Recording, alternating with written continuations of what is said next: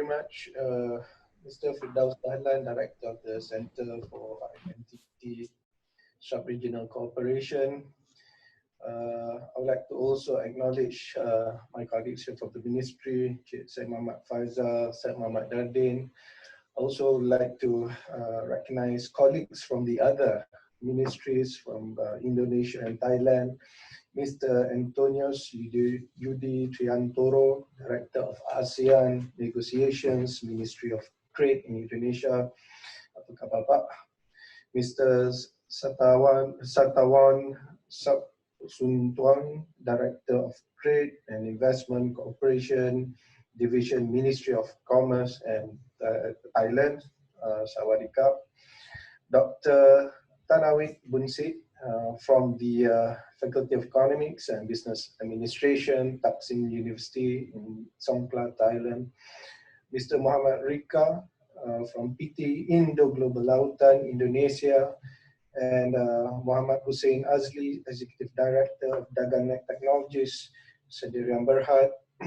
Ladies and gentlemen, participants of the IMT-GT video conference on managing the impact of COVID-19 on IMT-GT trade and investment cooperation. A very good morning. I would like to begin by extending my utmost gratitude for the opportunity to be involved in this Indonesia-Malaysia-Thailand Growth Triangle video conference for the Working Group on Trade and Investment.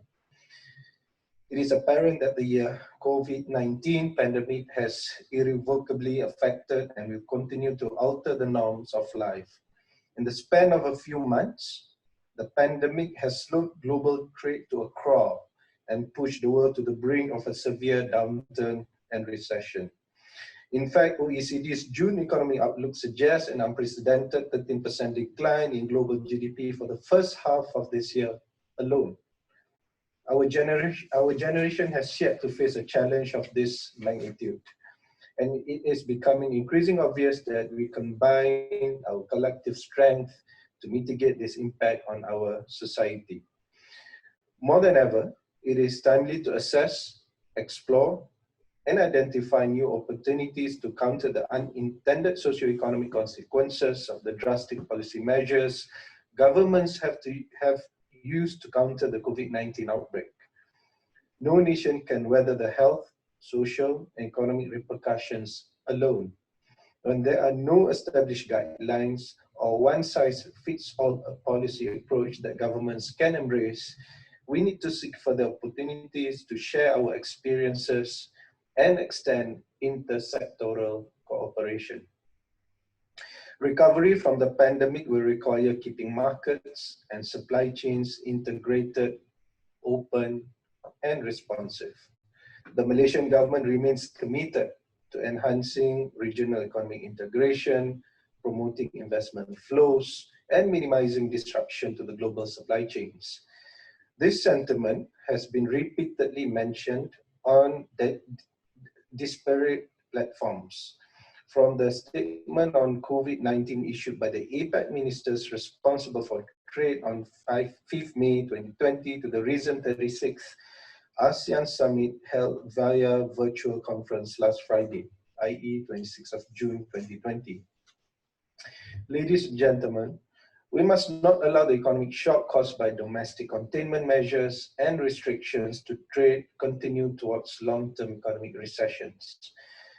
Our Prime Minister, Yang Amat Berhormat Muhyiddin Yassin, has also repeatedly emphasized the urgent need not only contain the public health crisis, but to also advocate for economic recovery and livelihoods. The key to this remains knowledge sharing and open communication between nations. Allow me to share some key points. First, how Malaysia has weathered the pandemic. Second, the broad domestic measures we have undertaken. And last, how we foresee our future post-COVID-19. I will not be able to describe to you in detail due to time limitation, but I'm pretty sure my colleague Faizal would actually go down in detail and share with you during the next session after the opening remarks. One On Malaysia's part, a tough decision was taken to place the entire nation under a Movement Control Order, MCO, starting from the 18th of March. This is fundamentally similar to the emergency business and activity lockdowns used in both Indonesia and Thailand, and highlights the urgency for us as nations to protect lives and livelihoods. Even in the midst of the comprehensive set of health protocols imposed during the MCO, manufacturing companies producing essential goods and services were allowed to operate, albeit with minimal operating capacity. And in the case of Malaysia, we have started between 30% to 50% operating capacity for essential goods. The decision to allow critical sectors to operate is to ensure sustainability of the economy, mitigate job losses among Malaysians, and stabilize access to essential products. These restrictions were gradually eased as the valiant efforts of our frontliners and the people's acceptance of the new normal slowed the spread of COVID-19. The resilience of the Malaysian people and community in adopting new disciplines of standard operating procedures, social distancing, hand hygiene protocols has shown irrefutable success. The 7-day moving average of recorded cases is currently at a single-digit level. As a result, Malaysia is currently steering the country through the pandemic using an approach focused on 6 steps: resolve, resilience, restart, recovery, revitalize, and reform. We are currently in the 4th phase of recovery, and almost all economic sectors have been allowed to operate. In realizing the numerous challenges faced by businesses to restart their operations and to bolster confidence, Malaysia has put in place 3 economic stimulus packages with a combined injection of 295 billion, which is approximately 20% of our GDP.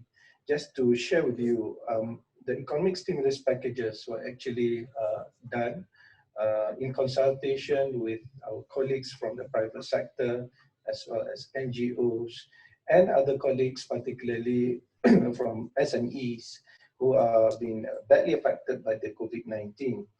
In fact, during our surveys that we have done, we have found that SME is the most affected sector, and some have actually indicated to the government that they will only be able to reach their pre-COVID level of business performance or capacity in probably between 12 to 16 months. So basically, the first stimulus package, which was announced on 28th February, even before the implementation of the MCO, and this encapsulates the Malaysian government's commitment to sustaining public investment and accelerating planned investment projects for 2020. On 27th of March, the second stimulus package was announced to enhance existing financing facilities of the first package, especially to assist micro, small and medium enterprises who make up a large part of our economy. Additionally, the Prihatin Rakyat Economic Stimulus Package, named Prihatin, aims to assist low and middle income households and strengthen the national economy by providing a direct boost to people on the ground and ensuring cash is directly channeled to those who most need it. The third stimulus package, the National Economic Recovery Plan, in short PENJANA, was announced on 5th of June 2020 and is further proof of government's determination to prosper people, boost businesses, and energize the economy through new tax incentives, facilitate implementation of approved manufacturing projects, and assist in technology upgrades and adoption. Moving beyond monetary and fiscal measures, it is also apparent that COVID-19 has also affected work and consumption. To support adaptation to this changing environment, we need to encourage e-commerce, digitalization, and accelerate technological infrastructure to support work-from-home initiatives. Reassuringly, current estimates suggest that these packages have saved 2.4 million jobs and supported up to 800,000 businesses and MSME. Well, we realized that during COVID, a new type of business has come about, which is using the digital platform such as apps. You see even more companies or more individuals that work by sending food or products online. And these are things that probably we all can actually look into on how to structure and encourage further business models in the future. While our countries have initially made different policy decisions in response to the pandemic, more frequent discussions between Indonesia, Thailand, and Malaysia through various forums have resulted in increasing policy convergence and a more united regional response. Ladies and gentlemen and fellow colleagues, beyond the public health crisis of COVID-19, we must address the real problems that have seen jobs and incomes lost. Malaysia is of the firm belief that collective action is needed to mitigate the impact of the virus, keep global supply chain flowing, and achieve a robust and sustainable recovery. And as we all are fully aware, there is no precedent, there is no certain guideline, there is no certain formula for us to actually overcome this problem. But this is the time that we all come together to look for that most effective formula for our own nation, the prescription that can be most effective for our own respective countries for economic and sustainable recovery. The struggle against an invisible enemy needs to go on, but I believe that this burden will be lightened by our long-term friendship, brotherhood, and partnership towards the common goals. Policy actions and government decisions taken today must be done with consideration for the ripple effect it will have for the future. At the working group level, I encourage frank and sincere discussions on leveraging technology, improving long-term supply chain resilience, and ensuring the smooth flow of goods and services, particularly between our three countries. I now wish you all the very best. May you have fruitful discussions, and let's us pray together that we may overcome this together. Thank you very much, and have a productive and fruitful discussion. Assalamualaikum warahmatullahi wabarakatuh, and thank you. Waalaikumsalam warahmatullahi wabarakatuh. Thank you so much, Dato, for your remarks in this regard. We have took note already the point that you raised during in your remarks. I do hope that through our collaboration in the three countries, we can help each others.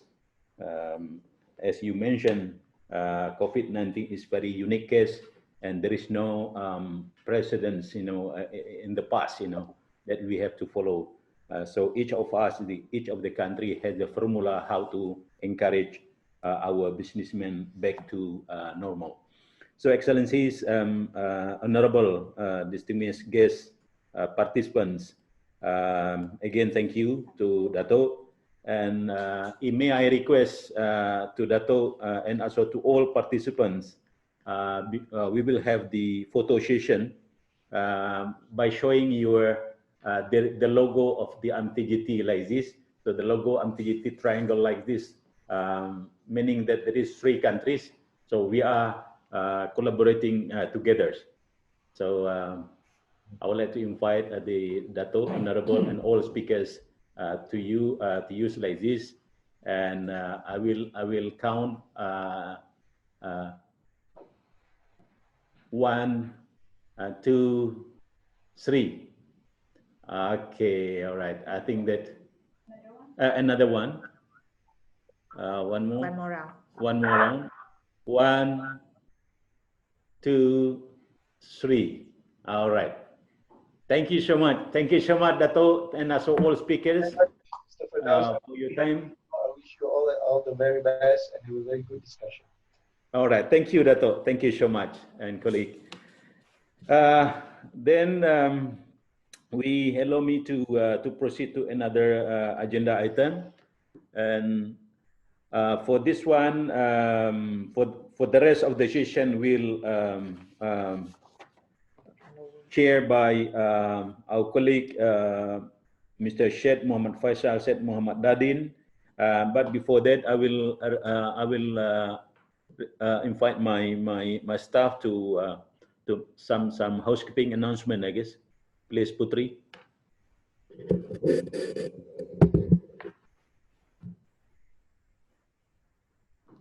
Okay.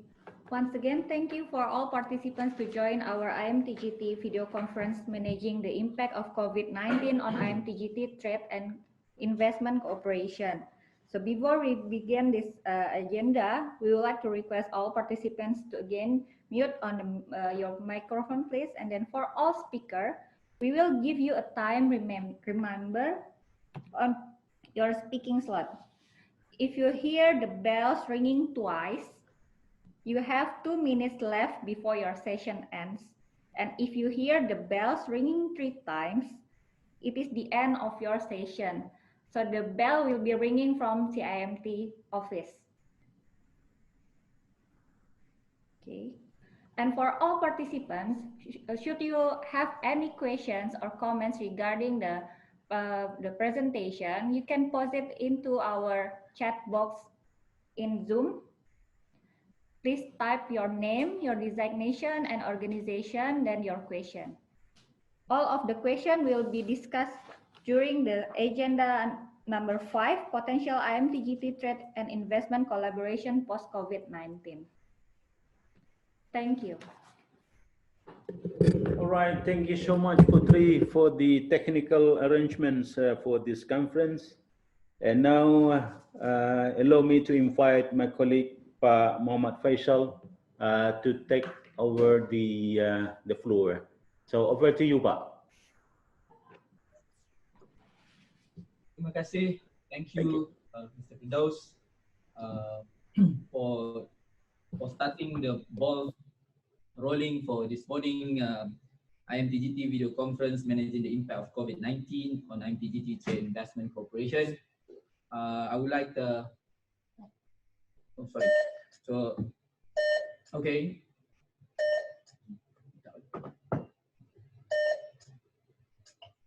Okay, can you hear me now? Is it okay? All right. So my name is Syed Muhammad Faisal. I'm from the Ministry of International Trade and International Trade Industry, Malaysia. And I'll be sharing the session from now on until we conclude with our Agenda 7. So first and foremost, I would like to welcome colleagues from Indonesia and Thailand, as well as participants of this morning IMT-GT video conference. Without further ado, I would just like to describe that we have this Agenda 3 for about 45 minutes, right? And we have 3 speakers from Indonesia, Thailand, and Malaysia we expect each member countries to share views on the current condition of trade and investment sector, especially in export and import business in their countries respectively. Several points such as sharing of information regarding the impact of COVID-19 itself in your country, the current policy practices implemented, and mitigation measures to cope with COVID-19. As mentioned by the Secretariat much earlier, there will be no question and answer session for each agenda. We will do that in all discussion will be conducted in Agenda 5. Okay, so with that, I would like to start with inviting my colleagues from Indonesia. Pak Yudi, can you start the discussion today, this morning, and then followed by Thailand, and finally I will do the honor to present on Malaysia's behalf. With that, I would like to invite my old friend from our Geneva stint back in 2008 to start the discussion on sharing experience of Indonesia with respect to managing the impact of COVID-19 in Indonesia. It's your floor, sir. Thank you. Thank you very much, Chair, for providing us with the time to share the experience of Indonesia, and it's good to see you again in this, although through the screen. Distinguished Director of CIMT, my friend Pak Firdaus, distinguished participants, and all distinguished speakers.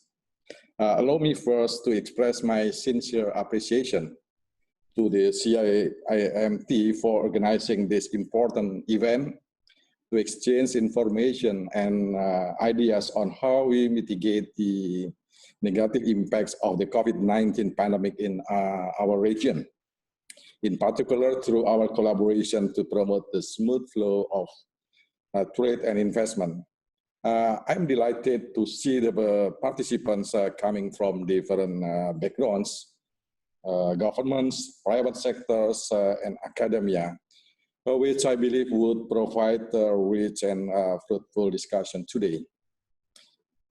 Distinguished colleagues and participants, the COVID-19 pandemic that we all are facing has brought real impacts on our economy and our lives, as mentioned by the Honorable Secretary General of MIT.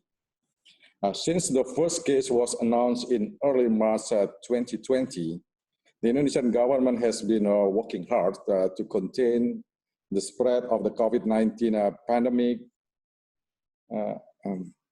and specimen testing has consistently improved in numbers, although this still needs further improvement considering Indonesia's large and scattered population.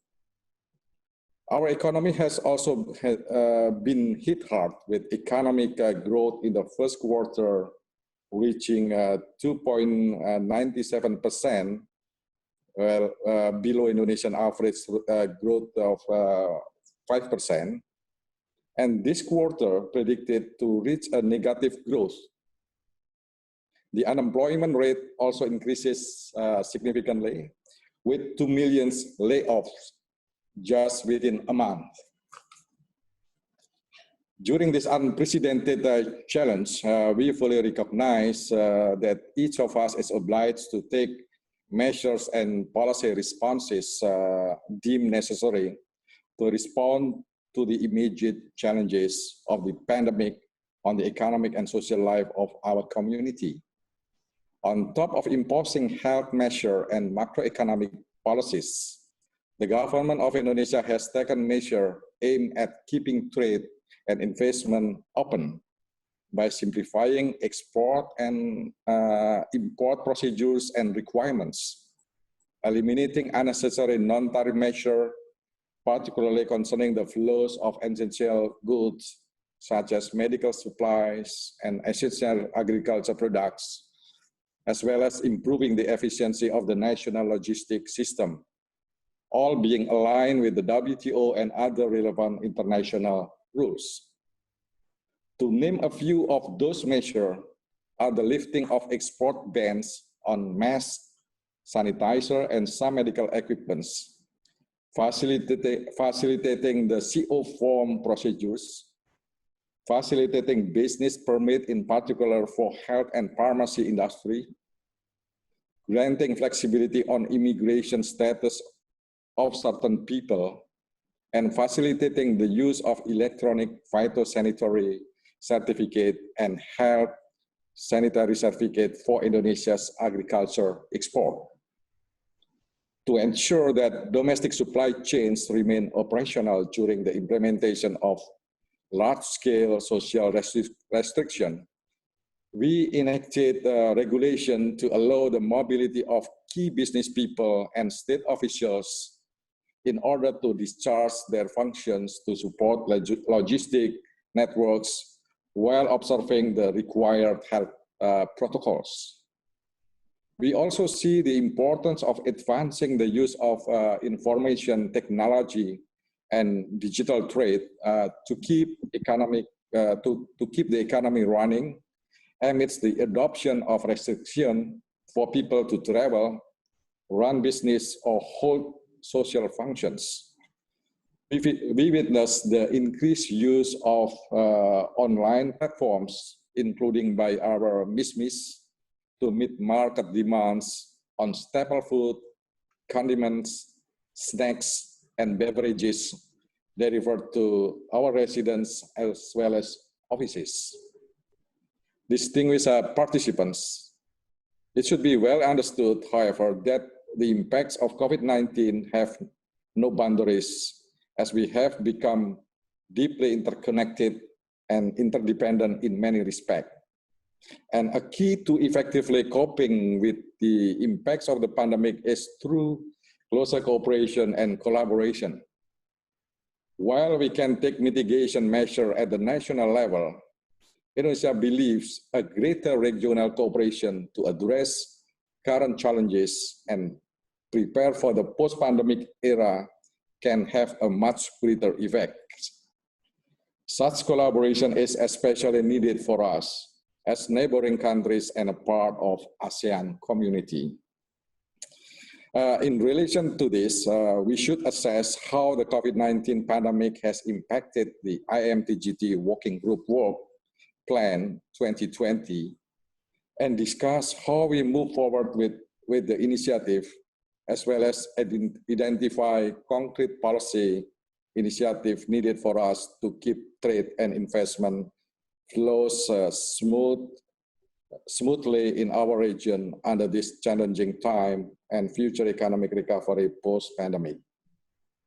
Indonesia also believes that enhanced information exchange on the latest status of our efforts to mitigate the impact of COVID-19 and share best practices on addressing the challenges is the first step for us to develop relevant and up-to-date forms of economic cooperation. Going a bit further, I believe that boosting our efforts to realize the objective of ASEAN Economic Community by 2025 and bringing RCEP negotiations into full conclusion this year become more urgent, as it will support our intention to strengthen and even improve our regional trade and economic integration through our regional supply chains. If there is a good momentum to realize this, that momentum is now. While we hope that this pandemic can soon be over, let us embrace this new normal and maximize the opportunities it brings for our regional economy and collaboration. I thank you, Chair.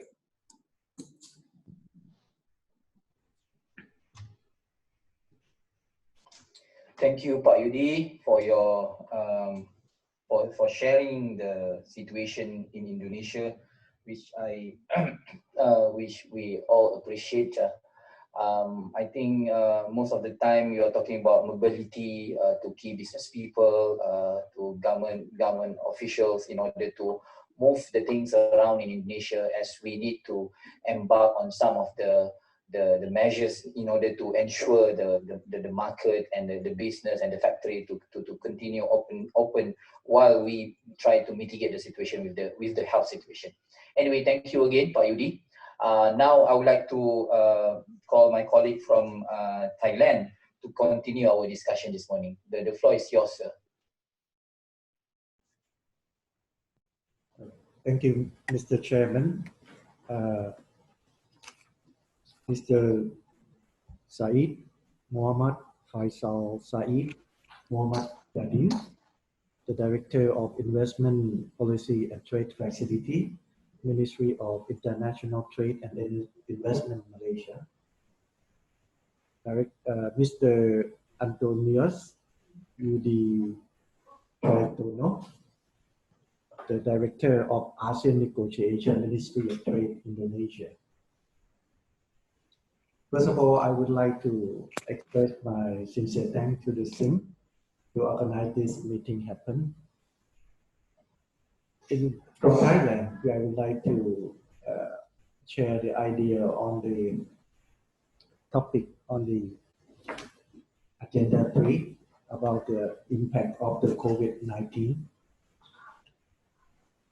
As you know, that the effects of the COVID-19 outbreak affect to the country economy in terms of the GDP. Thailand GDP in year 2020 is predicted by IMF will decrease by 6.7%. The exportation of Thailand during January to May 2020 decreased 4%, and the importation also decreased 12%. The trade volume between Thailand and neighboring countries like Malaysia, Laos, Cambodia, and Malaysia also declined by 14%. Export declined 12%, and import also declined by 17%. In terms of the tourism industry, the COVID-19 have affected to the number of the tourists travel to Thailand to be declined by 50 to 60% by the end of the year. And the only thing that I find is increased is the unemployment rate. The unemployment rate will increase around 10% by the end of the year. So the COVID, of course, have effect to our country and our economy. As you know, Thailand is an export-oriented nation. We, of course, rely on the export. 60% of our GDP is come from the export volume. So export and the tourism industry are the major income of the country. So COVID have serious impact on our economy, of course, for this year. Since the COVID start in March, spread out in March, I believe, the Thai government have announced lockdown policy. They implement the measure like curfew, social distancing, closing shopping mall,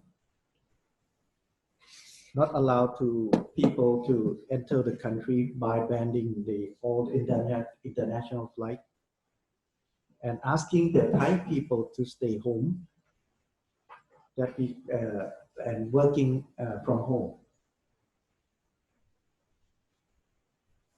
What we now, at present, the government try to do after the report of no COVID-19 infection for more than 30 days, Thailand have decided to slowly release the lockdown policy step by step.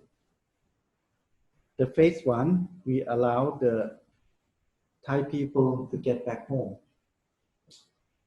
The phase 2, we open the barber shop and the restaurant. That time, nobody can go to the barber shop, it's closed, and people have a long hair at that time. But now, we have relaxed by the phase 2. Phase 3, we open the cinema, reduce curfew times, and also the open many business sector like fitness, swimming pool. Phase 4, we have allowed the people to have the conference and the meeting, reduce the measure of the social distancing. And at this stage, right now, we on the phase 5, that allow open school, the public school being open now, just today, and the shopping mall also allowed to be open. So this is what Thailand have faced with the COVID-19 and what we have done to cope with it. Well, with me, actually, in this meeting room, I have colleagues from many departments. For example, the Office of National Economics and Social Development Council, Department of Customs, National Bureau of Agricultural Community and Food Standard, Immigration Bureau, Industrial Estate Authority of Thailand, and Thailand Board of Investment. My colleague in this meeting room would like to share the information or idea, please do so. Thank you.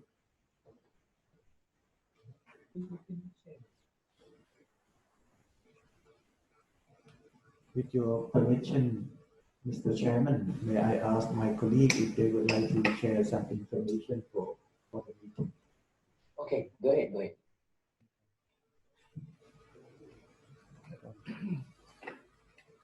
Thank you, Chair. Dear apart from the ASDC Thailand. Today I'm glad to be here in order to start the IMT-GT activities once again during the pandemic period.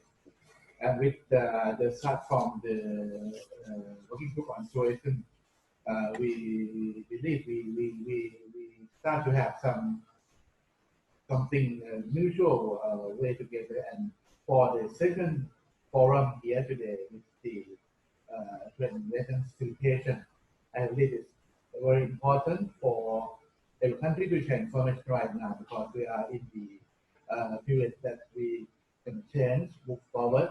On Thailand side, we are on the fifth step to open up more to, especially to the developing country. We are thinking about how we gonna utilize the mutual code of conduct in order to, let the businessmen to travel. So that's mean the first group that we're gonna open and discuss how can we exchange the code of conduct that we're gonna, with the IMT countries, member countries, we will start to think about the, the step that we're gonna loosen up the restriction. And it's very important because right now we have to make people access to food, medicine, and services that we need. And we have to open the border, and we have to think about the major steps that we're gonna do together from now on. And we have the opportunity for the working group to have the very important agencies right now in this forum to share the view. And that's my first step. Thank you.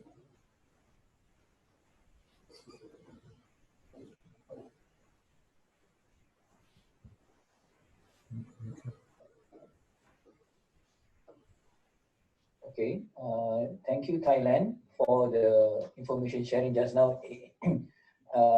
Is that the end of your presentation? มีใครจะมีใครนะมีอะไรนะ มีเดี๋ยวงั้นเดี๋ยวไปจะหน้า5เลยต้องฟังเขาละครับฟังยาวเลย มีไหมมีไหม so we don't have Mr. Chairman. All right. Thank you so much for the information shared by Thailand just now. Like I said, we will leave all the questions parts in agenda 5. I have a short, okay, on behalf of Malaysia, I will provide a brief presentation regarding our response to this pandemic COVID-19. I have a short PowerPoint presentation which my colleague is going to put on the screen now. Okay, I hope everybody can see that. So basically, let me start with saying the impact of this COVID-19 on trade for Malaysia. Our latest trade figure that we got for May 2020, it shows that it was valued at Malaysian ringgit 114 billion, which showed a decrease of 27.8% compared to May 2019. Malaysia also posted a decrease of 13.7% when compared to the previous month, April 2020. So lower exports were recorded to Singapore, India, Thailand, and the EU. However, exports to China registered a slight increase.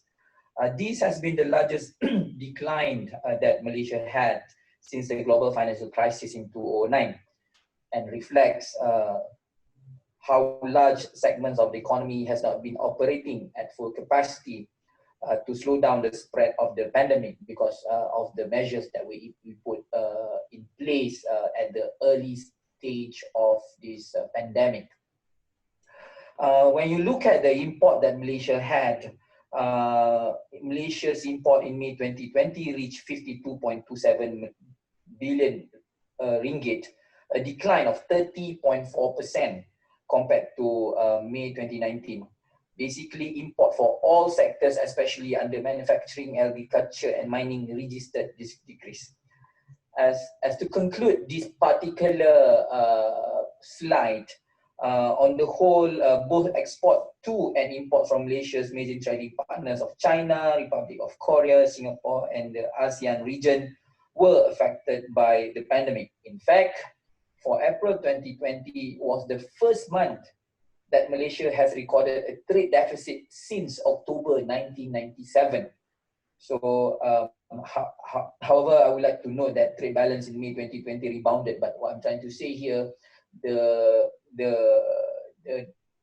extent of the performance of Malaysia's trade performance with respect to this pandemic COVID-19, it shows a sort of a bad, an impactful situation where we actually lose out our normal trade surplus that we have been enjoying since October 1997. Now, next slide. This is what my Secretary General mentioned in his opening remark just now. What are the policy response by Malaysia? As you can see, we have these 6 steps. Number 1, resolve. Number 2, resilience. Restart, recovery, revitalize, and reform. And we call all this under what we call movement control order. For the first part of this movement control order, started on 18 March 2020. We basically did not allow any. The cabinet decided to implement movement control order as a proactive and responsive measure to balance the rakyat, or rather the people's health and well-being, and ensuring the stability and sustainability of the economy. So this was done between 18 March to 26 March of 2020. However, we also, the government also made an important or crucial decision by allowing critical sectors to continue operating since the commencement of MCO, or movement control order, Malaysia known it as MCO, phase 1 to phase 3, where we need to ensure adequate supply of goods, foods for the people, especially food and beverages, medical supplies, and pharmaceuticals.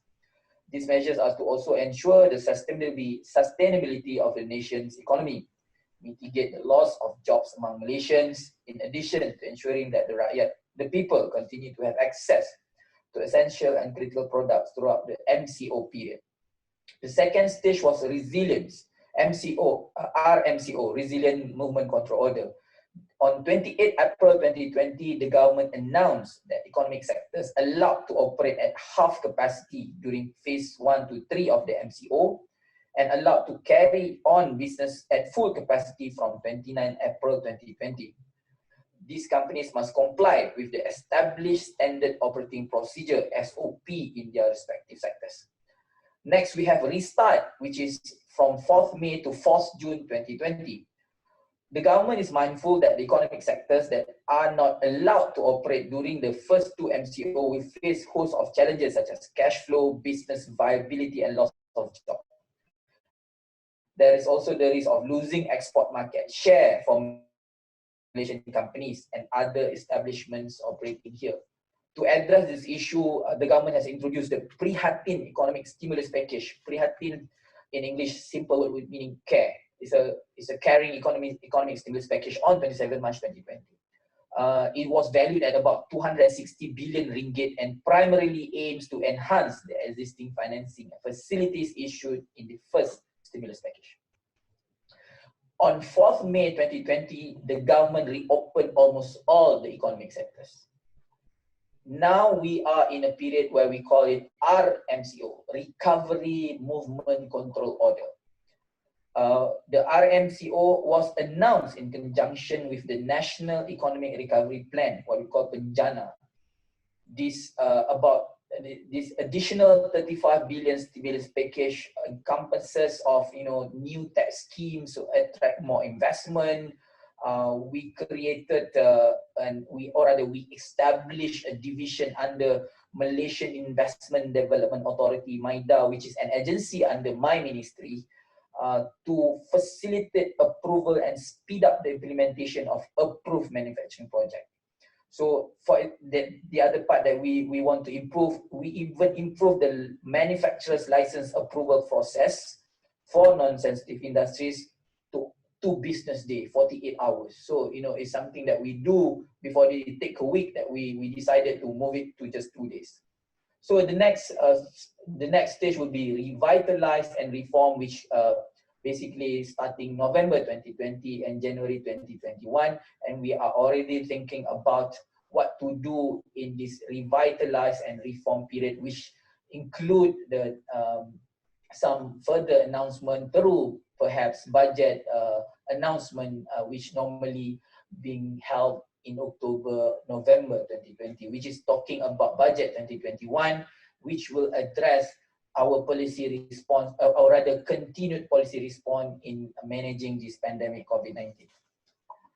Something that we gauge from the private sector in my next slide, which is mitigation action. If you look at the slide, these are the assistance needed by companies. We did this via a survey. So we sent a survey, Malaysian government sent a survey to companies and firms looking at their feedback on what are the kind of services or help that they need from the government in order to handle the situation with pandemic COVID-19. We surveyed a total of 4,094 companies. They participated in this survey, and this is basically the results of the survey. 83.1% of the company surveyed said they need some form of financial assistance. 67% said they need a reduction in company tax or any related taxes. 39.1% asking for deferment of loan repayments. 30.6% amendment of policies related laws. So when we devise our stimulus package through Prihatin and Penjana, we took note of these requests by the companies. For example, the deferments of loan repayments, we had this bank moratorium where for the next 6 months from April up to September 2020, the loan repayment, especially whether it's a housing loan, personal loan, mortgage, car loan, even it will be for the next 6 months from April. There will the people is not expected to, if they choose to accept this offer by the banks, they will not need to pay any loans for the 6 months. They will continue paying as normal from I think October onwards. This is what we call loan moratorium. Financial assistance, we talk about direct assistance by the government in order to help this government as well as our people. Finally, I will last slide. This is what I call way forward. There's a need a lot for us to continue monitoring COVID-19 related development. There is a need for increasing digitalization, peer-to-peer information exchanges, which we are doing right now between Indonesia, Malaysia, and Thailand. It is hoped that we can do this more often with respect to share knowledge in order for us to be able to help each other in mitigating the impact of COVID-19 to our countries. There is a need for upskilling, retraining, and capacity building for our people as well. And finally, the way forward that we are looking at designing and promoting safe travel bubble, which I believe some of the countries is doing that as well. So Malaysian government is determined to navigate the country towards a path of accelerated economic recovery. However, this is not possible without regional and global support. To this end, we see that it is necessary for us to do all this together and design in order for us to continue empowering our people, propel our businesses, and stimulate the economy. Now that we have basically operate like normal, almost normal is our new normal. We have empowered our people by saying that, look, the ball is in your court now. You need to continue doing your social distancing. You need to continue to have good hygiene. You need to continue be vigilant in order for us to break the spread of this, or rather the chain of this COVID-19. We need to continue propelling the businesses because we are talking about the livelihood of people. We need to mitigate the loss of job as well. And finally, it is very important to stimulate the Malaysian economy, as well as how to spark back the economy of our region, ASEAN, and in this our particular situation is between Indonesia, Malaysia, and Thailand. With that, I would like to conclude my presentation, which is about how Malaysia managed the impact of COVID-19 on this IMT-GT platform. With that, thank you so much.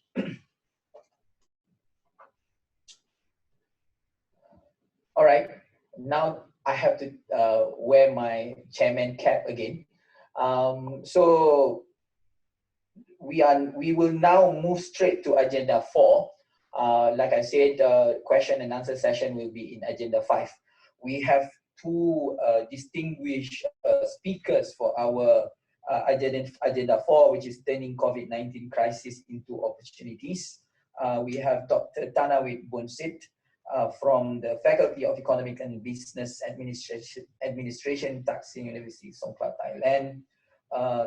And then we have Mr. Muhammad Rika, and finally we have Mr. Muhammad Hazli. I don't want to prolong this much longer. For this agenda 4, I would like to immediately invite Dr. Tanawit Bonsit from Taksin University, Thailand, to start the discussion for this agenda 4, turning COVID-19 crisis into opportunities. Please, sir. Thank you very much.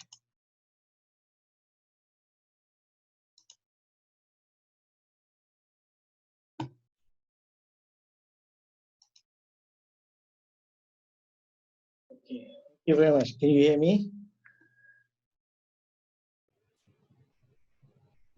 Yes. Yes, we can. We can hear you clearly. Okay. So, thank you very much for giving me this opportunity to share my ideas about the impacts of COVID-19 on our trade and investment in the ASEAN. But I will share from my perspective about Thailand. Okay.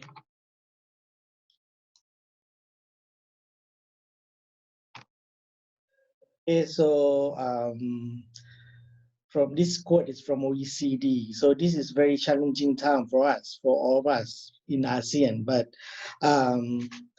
trade is very important issue, and if we can keep going the trade, the essential products in our country and in our region, so they can save lives and can save our livelihoods in our region. And in the future, maybe we can go back to economic growth perspective again. This is some background about Thailand. So you know that we have 69 million, almost 70 million. Till now, we have about 3,700 infected cases, but most of them is now in the state quarantine, and we have about 50. I'm not sure now, maybe 58 cases in the hospital. So we are now in control. And Yeah, this is a picture of Bangkok, and Bangkok is the center of our state quarantine in Thailand at the moment. Our baht is very important because this is another factor for our trade. The baht is recently very strong compared to other currency around the world, compared to EU, compared to pounds or dollars. At the moment, is $1 is about 30 baht. Our GDP at the moment is about $7,000 or about $20,000. Um, our longevity is 75 years, and our religion, people in Thailand, most majority is Buddhism, and we have some Christianity and Muslim as well. The poverty level is about 8.6%, and main language is Thai, and this is just main basic background. So let's move on to our plan.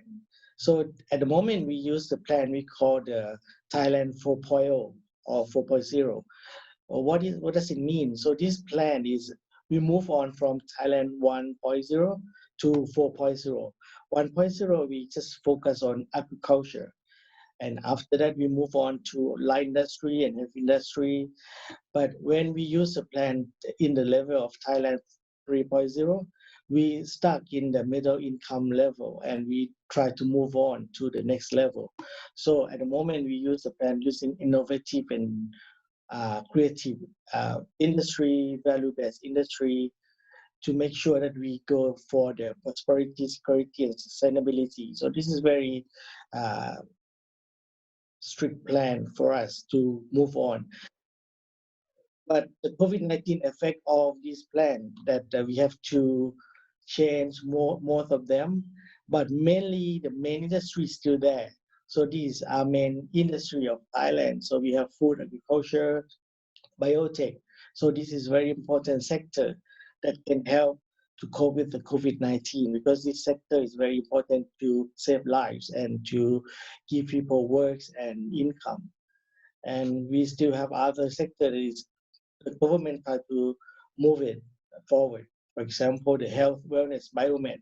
So COVID-19 is a good taste for Thailand. So health, wellness industry. So this one gonna be our future. So we try to do to be hub of the medical hub in the region. And the next one is smart and devices, robotic and mechatronics. For sure, digital and IoT embedded technology is very important for the future, and creative culture, high value services, because our main industry is lots of income from tourism. So tourism is one of another sector that we plan to focus on. So these are the 5 main sectors that the Thailand 4.0 try to focus on, but during COVID-19, lots of businesses in these industries impacted. So the government have to do lots of strategy to help to compensate to the loss of the in this sector. Today, like maybe you know that in Thailand, it's the first day that primary school and high school students they're going to school for the first time. So for primary school, so they during the last couple of months they're doing online classroom. So this one is still in use for the higher education in university level. So online classroom or online conferences will be continued. And lots of companies are using work from home, using online meeting conference. And we use this already during the last couple of months, the customer database and tracking system, or we call Thai China application. So China means win. So we try to win against the COVID-19. So we keep track of all customer and all people when they go to shopping places or everywhere, the people, lots of people. So we have to keep tracking people about when they get in and get out. So they have to use the mobile application to check in and out. Contactless payment is in use a lot during a couple of months. And the more successful business, the industry is a food industry, the food delivery. If you come to Thailand at the moment, you can see that this lots of delivery. For example, this one, the pink color delivery is a food panda. Or if you see another color, the green color is the Grab food. So this is an online shopping that you can see it is growing very fast in Thailand at the moment. And at the moment we use another telemedicine. So this sector is growing as well, and the Ministry of Health will apply this to the future healthcare system. So patients, they don't have to go to the hospital to get treatment, so they can get consulting with a doctor at home. Okay, so that is just some background about what happened in Thailand and what's going on during a couple of months in Thailand. And for the export, as you know, the Thailand, we are one of the biggest export in the world, the third biggest food exporter in last year, and bring a lot of money to Thailand. And for example, I just give example of the fruit, the fresh, frozen, and dry fruit markets. So we export a lot of fruits to China, to Vietnam, to Hong Kong. So this is our main market. So China is about 57.1% is the main of our fruit going there. But during COVID-19, we cannot export lots of products. So the government helped the farmers have to distribute their products in the country. But at the moment now, we can do, in the future, we try to do more to solve this problem, to set the export plan for the next 6 and 12 months. And the fruit exports reached about 3.2 billion in Thailand, in the 6th largest fruit exporter after Spain, Netherlands, Mexico, US, and Chile. For example, during a couple of months, we export a lot of fruits to China, to Europe as well. But the food export value is dropped about 3% this year. And the farmers try to, for example, durian we export a lot to China, but during this COVID, lots of product is we cannot export to China. So lots of products in Thailand is distributed in Thailand, and lots of farmers, lots of new entrepreneurs try to, and lots of people try to increase their productivity. And I hope that in the next 6 or 12 months, we can export more fruit and lots of new products to our main market. And another product, another sector that is very important for Thailand in the future from the National Food Institute. This is part of the Ministry of Industry. So this one is, we aim to develop future food industry. So what is future food industry in Thailand? So it include organic food, medicine food, novel food, there's a new creative food, and functional food that can use. And we try to increase the quality, safety, nutrition of Thai product to the world. And first of all, we try to, at the moment, we try to distribute the product to in the domestic distribution first, and in the future, for sure, we try to increase our product to our neighbors, to the ASEAN economy, and to our main market, for example, China and to Europe. So this is you can find more information on the NFI website. And these are some example of our new products. For example, this sagu, that this is a Thai dessert, or the curry, the tom yum, or the mango cake, for example. So the key risk factor for trade and investment in Thailand since 2019. So the strong baht is a main factor. And after the COVID, these are the international conflict. For example, the US-Iran standoff or the US-China conflict. This play important role for this as a risky factor for our plan. That we have to plan well to cope with this uncertainty. And last year, during the end of the year and until the early of January, so we have lots of problem with the drought. So the drought reduced our loss of product, loss of our product. So our export is reduced a lot last year. So this is another key factors. And the next important is India-China tension. So we have to keep an eye on this tension because it's getting serious recently. So for the plan for the next 6 and 12 months, so this one, we have to take this into account as well. And it's not only COVID-19 pandemic that is going to affect the trade of Thailand. We have to think about the next waves. We're going to open the country again in I hope in September, all international flights, maybe all, but not all, but some, we can open again, and then that can be tricky for us to keep safety. We want to do the trade, increase the trade, but it's very risky for us. If the second wave is coming and a new virus, for example, the swine flu, that is a new, if you watch the news, can happen. After this, we can have a new virus.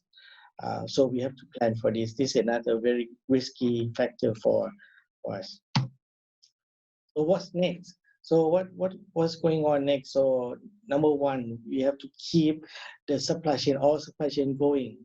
For example, especially the essentials, the medical supplies, the food products, ICT goods, the services, all these, we have to keep all supply chain in the country and in the ASEAN economy. We have to keep it moving on. We know that from the information that the air cargo is dropping a lot recently, and it's very hard for us. The plane cannot go, the lots of logistics is blocked. So this one is a problem, but we have to find a way to reopen all the chains and keep the chains going on. So this is a way that we can expand the trade and export. And what's next is we have to avoid export restriction. From the economics perspective, that export restriction is not good for to boost the economy, the trade.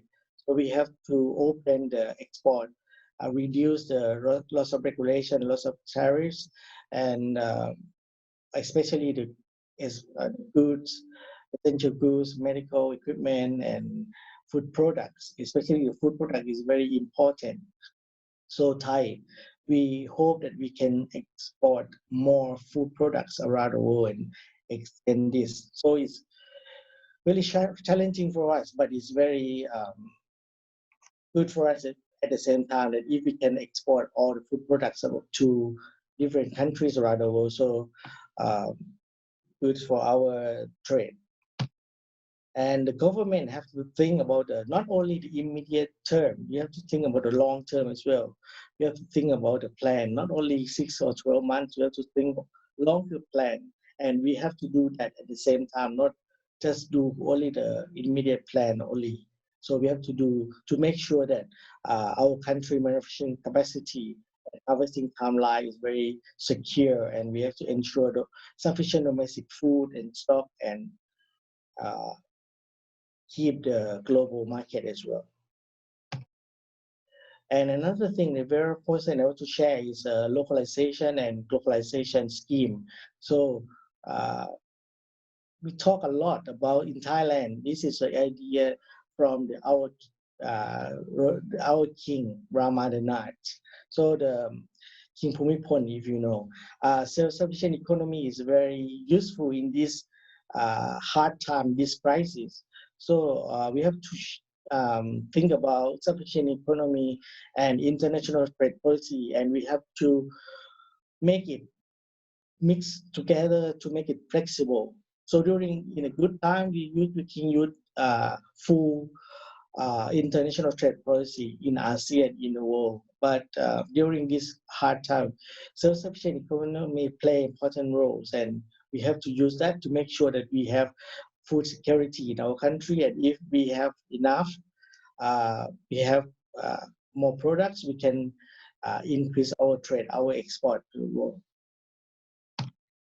Okay.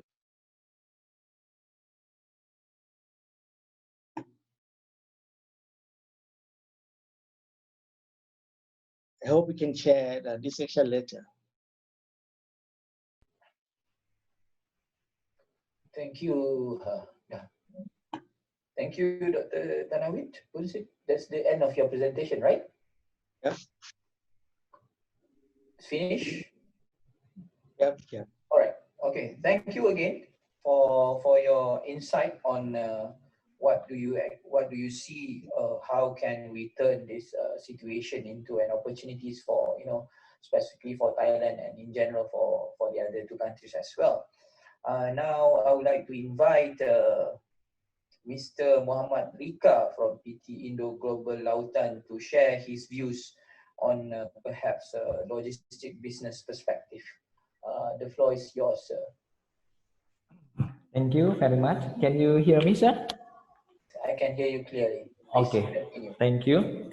First of all, Assalamualaikum warahmatullahi wabarakatuh.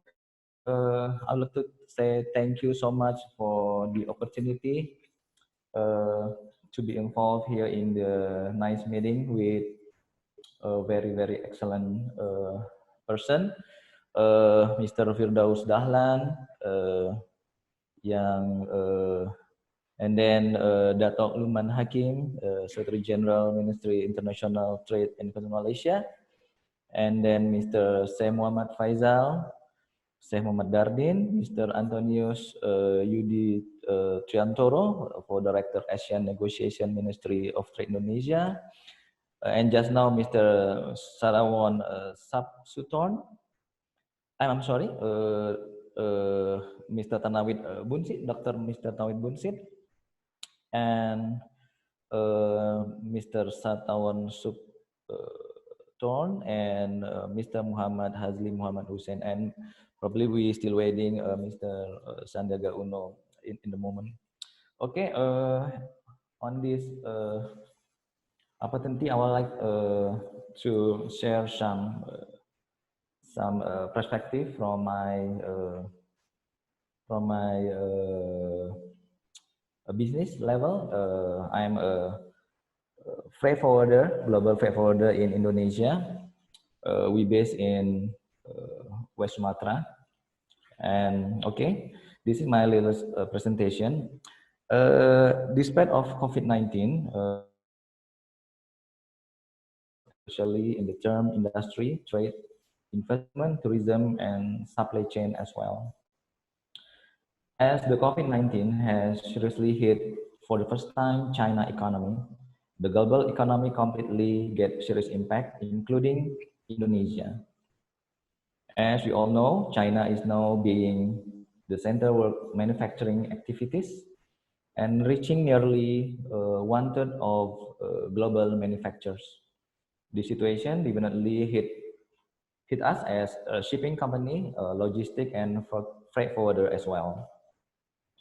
As we know, many manufacturers are closed and permanently shut down due to COVID-19 pandemic. This condition made supply chain totally drop, and this condition also made many liner or shipping line cancel hundreds of shift calls or blank sailing, seen lack of cargoes. We see up to the end of February, total global capacity had canceled more than 2 million TEUs overall, according to shipping analysis institution. As the result, make a vessel has limited space while increasing the freight and the shipment costs. Some Indonesia leading port for export import like Tanjung Priok, Jakarta, and Tanjung Perak, Surabaya, Belawan Port, Medan, Makassar Port will automatically face an income drop also. This is crucial since the effect of this COVID-19 will stay longer. The export-import drop is predictably continue up to second quarter this year, expecting from similar case before like MERS.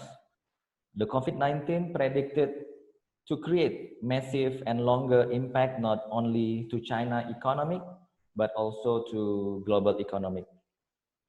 This potentially affect to slow growth and lower perform on Indonesia port.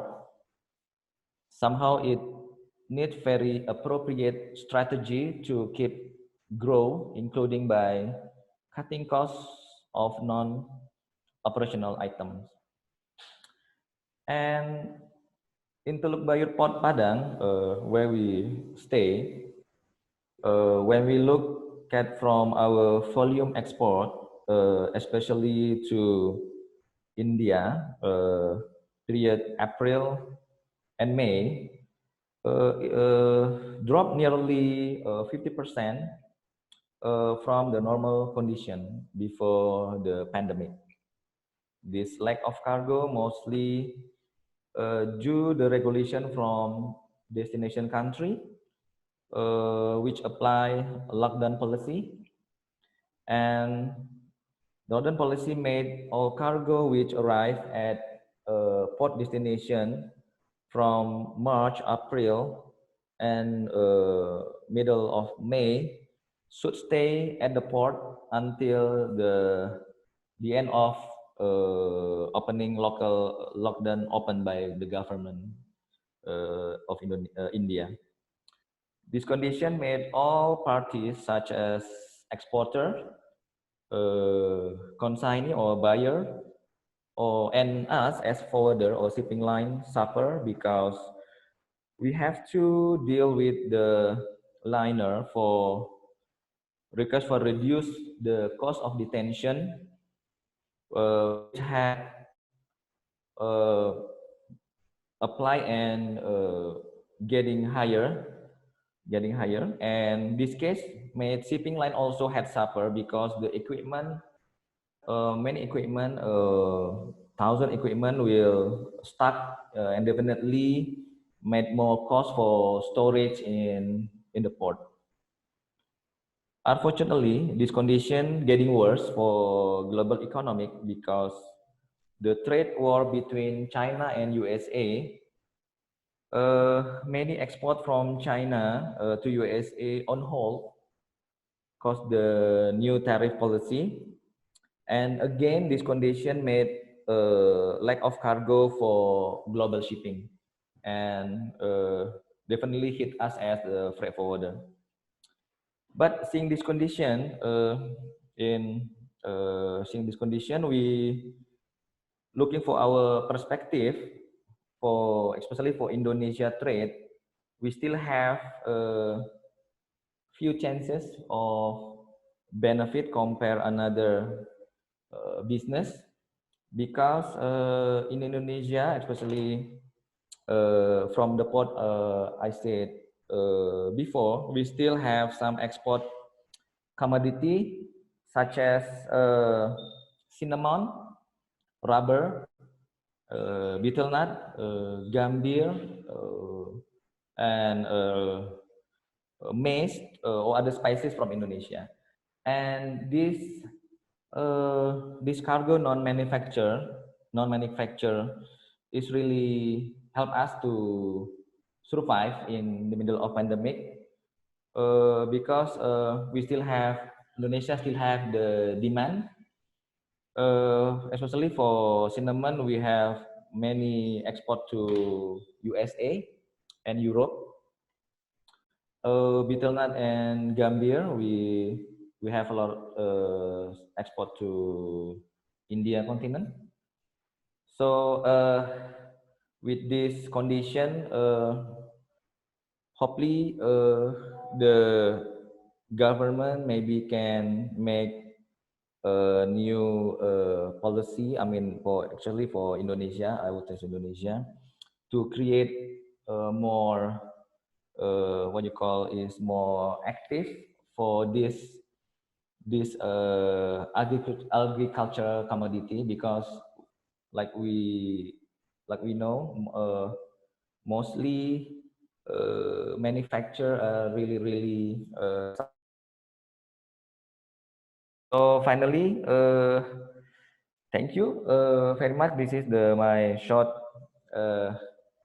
presentation, but I would like what we inform just now can make some vision for us, for all of us, especially for Indonesia, Malaysia, Thailand, to we can come out from this crisis. Thank you very much for the time, and Assalamualaikum warahmatullahi wabarakatuh. Waalaikumsalam. Thank you very much. Thank you again, Pak Andika, for sharing your insight with respect, especially with respect to logistic business perspective. And finally, for this session, we have Mr. Muhammad Hazli Muhammad Hussein, who is the Executive Director of Dagang Net Technologies in Berhad, who will provide his views on the e-business perspective. Mr. Hazli, the floor is yours. Thank you. Thank you very much. Mr. Honorable Chairman, my colleague speakers, and as well as distinguished guests, ladies and gentlemen, Assalamualaikum warahmatullahi ta'ala wabarakatuh, and good morning. Well, for today, let me just share my slide first, then we can, let me share my slides. Nombor satu sudah.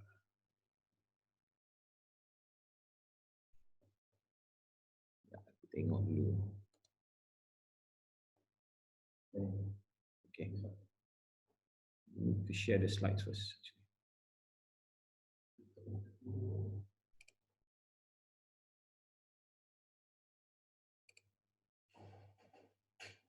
Share screen.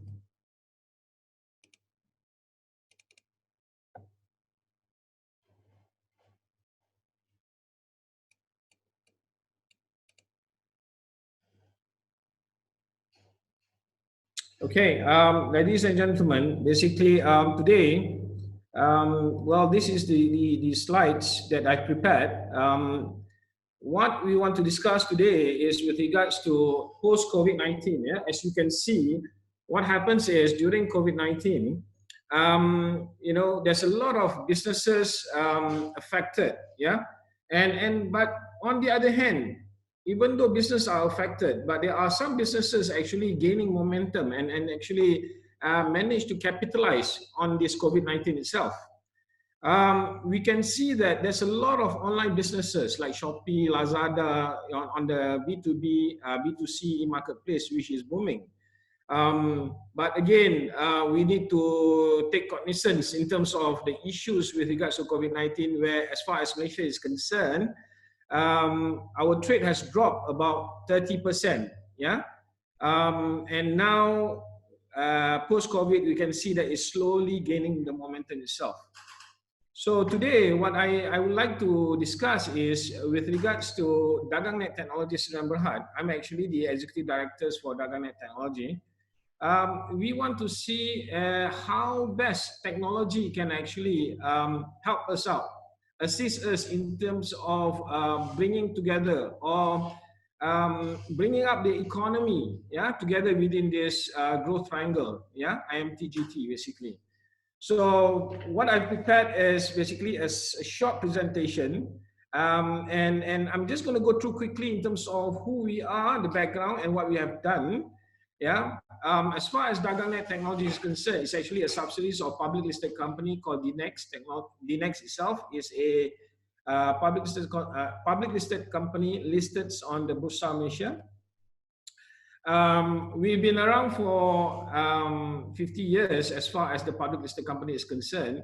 But about DagangNet Technologies, we've been around for 30 years, yeah, with the local talents of about 200 staffs manning the whole infrastructure. And basically, if you can see, we our focus is basically on DagangNet digital platform, where we created software, we create solutions for the businesses in Malaysia itself, as well as worldwide. Yeah. Right. So one of the activities that we have done thus far for the last 30 years is actually to run Malaysian National Single Window. What it means is, if you can see the slide on the left side, you know, we have already integrated. Yeah, we have already integrated with all the stakeholders, the businesses, the exporters, the importers, the traders themselves, as well as all the jetties, port operators, yeah, as well as the government agencies on the right side, on the blue, if you can see. Yeah, this took us actually 30 years. Subsequently, we have already connected to most of the banks in Malaysia, as well as the insurance agency to promote the marine cargo insurance. And last but not least, which is an important factor why we are here today, is basically we have already activated the ASEAN single windows within the 10 ASEAN countries. So this is actually promoting the exchange of COs, certificate of origins, between the ASEAN nations. Right, so as far as Malaysia is concerned, this is what we have done, and we have already achieved the connectivity to about 167 customs stations nationwide in Malaysia. Subscribers base, basically we have about 30,000 active subscribers. We are connected to other government agencies as well. Annually, we are talking about 100 million transactions passed through our network. As custom duties, 8 billion custom duties payment that passes through our payment system. We have about 15 FTA schemes, yeah, between countries. 15 banks, local as well as foreign, six foreign banks. We are connected to all 24 seaports in Malaysia, as well as 50 private jetties for now. Recently, we just launched our pre-alert manifest for the airlines, yeah, as well as the most important part, whereby we're looking at 10 countries where we have already connected to. Essentially, this data, basically why I'm presenting this is to give you the background, you know, in terms of my next proposal, what we can do together within the 3 countries, how we can achieve in terms of increasing the economy, the trade between the 3 countries itself, okay? As well as maybe we may be able to reduce in terms of the illegal trades that's happening within the 3 countries. Right, so basically, okay, this is in the nutshell, what we would like to achieve at the end of the day. We would like to see within these 3 countries, within IMT-GT itself, we have some kind of digital platform. Okay, why this is important? Basically, this platform has been designed to answer 2 questions in mind. First of all, basically, we are looking at the cost of doing business. Okay. As you know, post-COVID-19, COVID-19 also teaches us basically in terms of the cost of doing business is ever increasing. But what are we doing about it? You know, how do we reduce this cost? So this is an important questions that we need to answer. Again, the other one is basically, what about the ease of doing business, right? Again, you can see COVID-19, basically, most of our cargo was not able to move, you know, and everything stuck at the airport, as well as the seaport itself. So what are the services that we can provide, you know, to complement if COVID-19 were to happen again? We hope not, but you know, we must be prepared, yeah, to face any eventualities. Okay, so if you can see the platform itself, this is in a nutshell. What I'm trying to propose is a platform so that all three countries can utilize to increase their trade itself. My presentation is just basically, in a nutshell, will be focused more on the trade itself. Yeah, if you can see, the platform includes not just the trading part, but also the financing portion itself.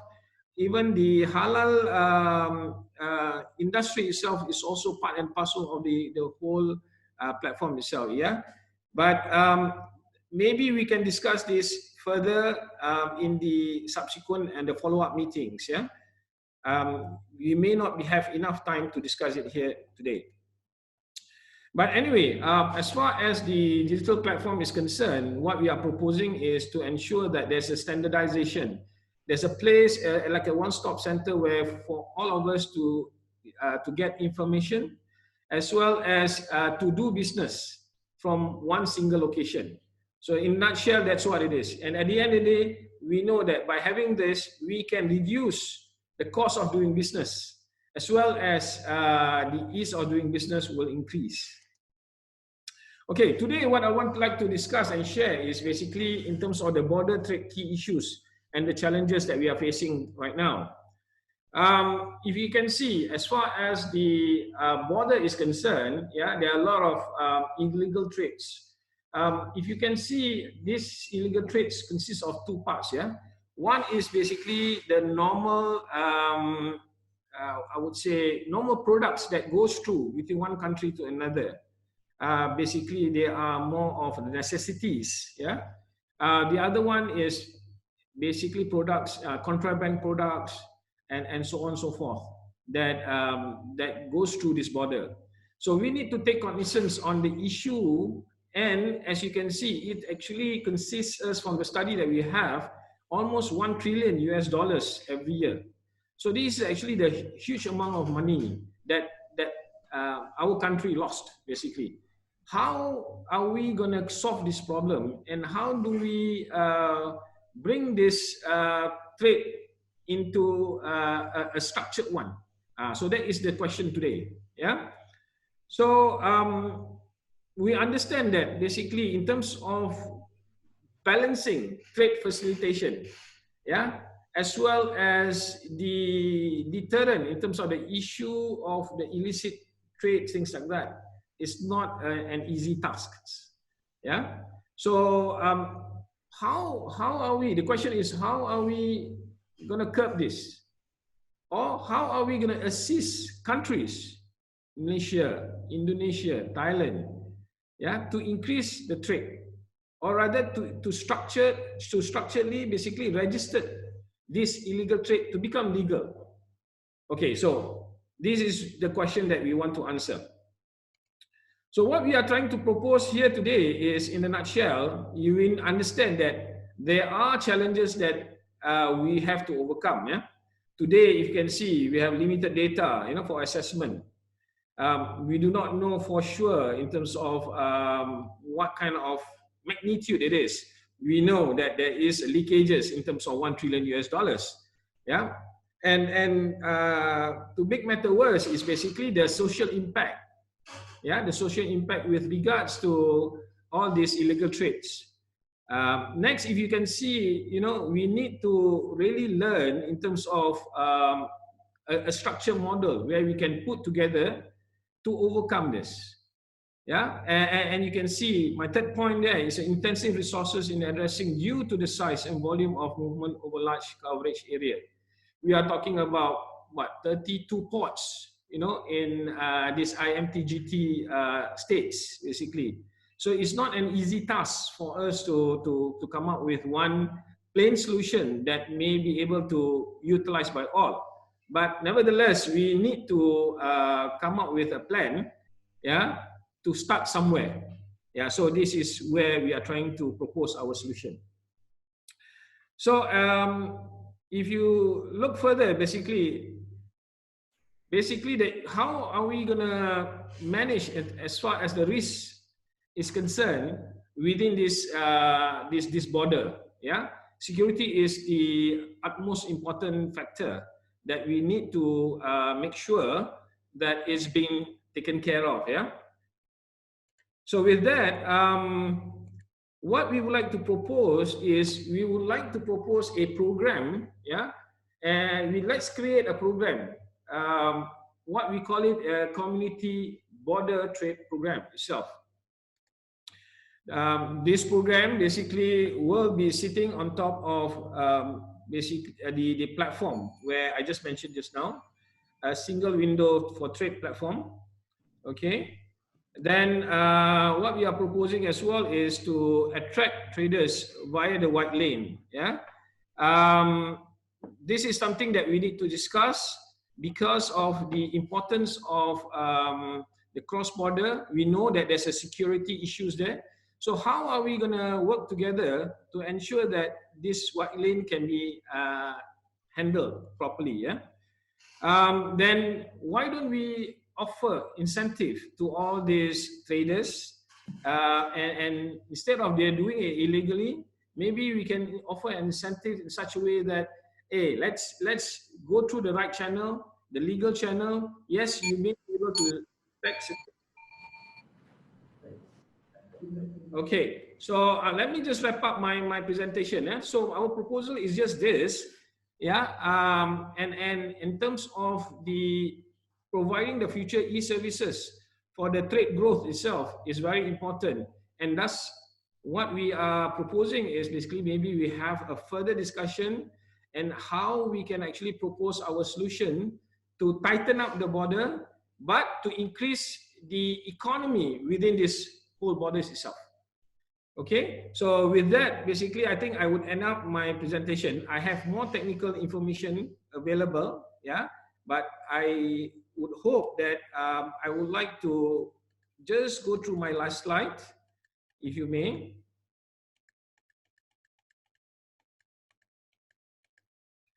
Okay, we hope that basically IMT-GT would consider our proposal in terms of implementing the white lane program.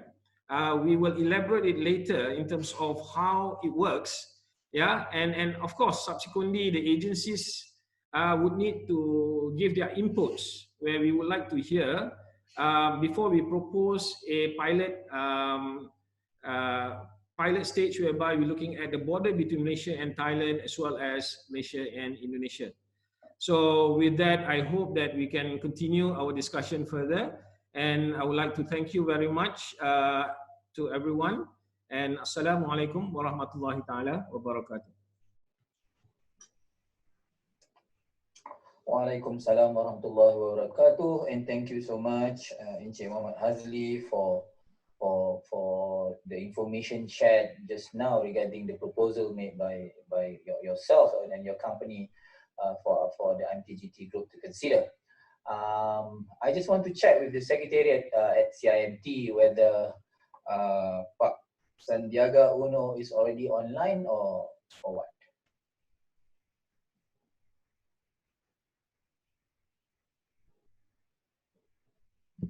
Hello, the Pak Sandiaga is not yet with us, so you may proceed with Q&A, so, I guess. Now we have few minutes before Pak Sandiaga Uno to be online.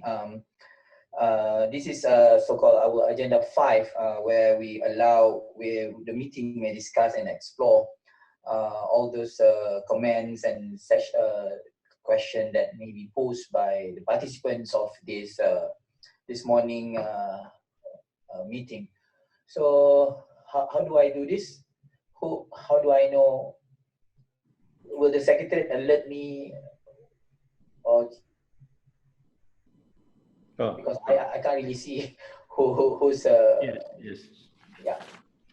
Chair, may I to start with first? I would like to ask to our colleague to Mr. Muhammad Hazli, who just presented his presentation. So for me, it is one of the a good proposals. If we can establish, a kind of the a single window for trade, in IMT-GT. So of course we have to be in line with the ASEAN as well in this regard. Since for us this is we have to discuss this one. Is it possible for you, Pak Azli, to send us the proposal so that we can study the proposal, and then since we are also having the next working group meeting on trade and investment, we may also discuss further after this.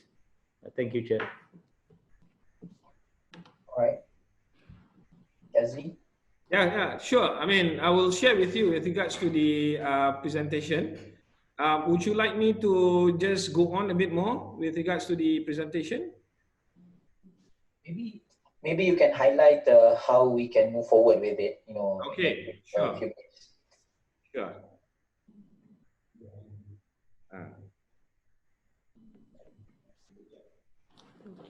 Yazli, go ahead.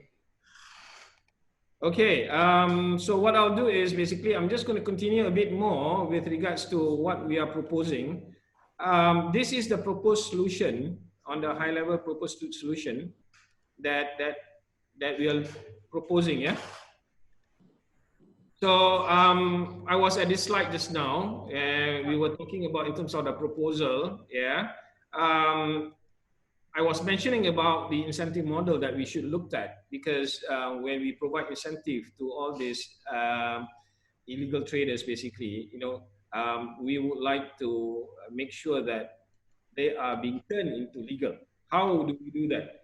Okay, so what we propose right now is basically this is the single window that we are talking about for the border trade community. We call it a border trade community because we felt that this is a community which is not being served, and that's the reason why they are doing it illegally.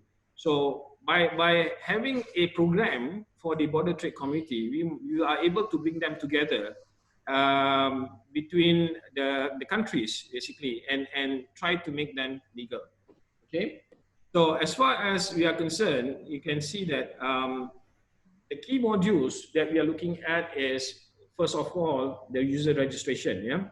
At this stage, we can even do a KYC. Yeah, know your customer. Basically, even Bank Negara Malaysia itself just came out with a policy yesterday with regard to their KYC. Of course, as far as once we have achieved and gotten the information, the data, for those who are actually transacting their businesses at the border itself, this is where we create businesses for them, yeah, where we are focusing more on the e-marketplace, because what they are doing is actually they're trying to make ends meet. We understand that, but how do we make sure that these ends meet are being regularized or basically standardized? And at the end of the day, we can have the data, which we want to just collect the data for now. We want to penalize them. Yeah, why should we penalize them? Because what they are doing is actually doing trade, yeah, proper trade. What we want to do is to ensure that they are doing properly, yeah. And as far as the system is concerned, yeah, we can integrate all this information with the information with regards to the necessary authority body itself. Yeah. Most importantly is this system that we are doing must be friendly. Yeah, it must be either proof and friendly. We are talking about, at the end of the day, the people that are using it might not be of ICT illiterate, but at the moment, if we can do the systems, which is idiot-proof, basically, they might be able to help us out to gather all this information. Yeah, information is key in this case.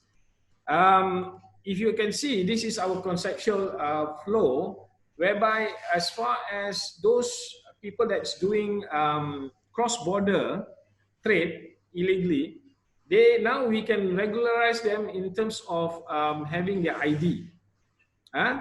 Once we can activate, let's say, for example, a smart card, for example, yeah. Before you have your smart card, we will do the proper registration, yeah, proper KYC itself, okay. And on the card itself, you can see later on, I'll share with you, there was some like information, the QR code, the ID of themselves, that will be embedded inside the smart card itself. So by having the card, you know, you are able to cross the border easily and you are able to transact. What they need to do is basically they need to do some declaration. Yeah, they need to do some declaration with regards to what are the products that they are exchanging between one country to another. So with this, what we are doing is actually we are collecting the record itself. And when I say incentive earlier on, if there is taxes, for example, for this particular purposes, we may reduce the tax. Yeah. Of course, this needs the consent of all the countries itself. Whether this can happen or not, we need to discuss further on this point. At the end of the day, if you can see, once we have all this data, okay, we can structure it in such a way that we know how to bring them together. That's why we have this, what we call it, the community center itself, the cross-border community center. Okay, just to elaborate a bit more with regards to the technology, if you can see, it is a web-based technology that we are proposing. Okay, the key modules, you can see that it is actually, there's a user registration, the eKYC itself, yeah, as well as this ID is being issued by, of course, the IMT-GT yourself. Some of the components within the technology itself, you can see that one of the important component is trade facilitation. Okay, whereby we can even connect to all three countries using their ASEAN single window or using their own national single window to facilitate the trade. Marketplace is just a place whereby, you know, we want to ensure that all this information are being collected and we know in terms of the products that are being covered. We will do the BI, okay, with all this information collected. Okay, what we are trying to propose here is that it's a wide lane access for all these traders to come together.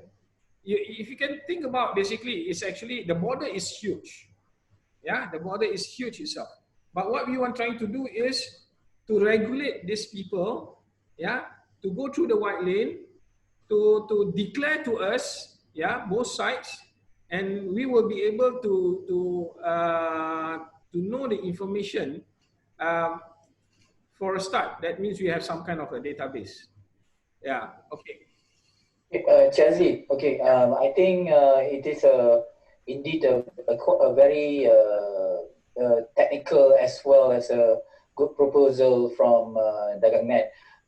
Perhaps I think you can share your presentation later with CIMT, and if that's possible, and they will be able to circulate it to Indonesia and Thailand as well as Malaysia at our level to look at the viability of such a proposal, because you know this is in relation with ASEAN single window, in relation with national single window, is something that there are certain elements that might already be available and maybe there's some element that we can improve. And I saw some comments just now that this is something that can also help the MSMEs in particular as well as SME in the future. So I hope that Encik Hazli can share that presentation with IMT, that for them to distribute to the countries. I mean for Malaysia, Indonesia, and Thailand to look into a little bit further. Thank you again for your intervention just now. I think I'm very mindful of time. So just in this agenda, I would like to invite my colleague from Indonesia and Thailand, especially Pak Yudi, as well as Mr. Satawon Sapsunton. If you have quick 2-3 minutes that you want to comment, maybe Pak Yudi, do you have anything to add? Yes. Thank you, Pak Faisal, for giving me opportunity to give a short comment on this agenda item. First of all, I wish to thank all speakers for their insightful presentations, which told us how the economic activities are heavily affected by the COVID-19. From the presentation, we also learned some challenges that need to be addressed collectively and collaboratively.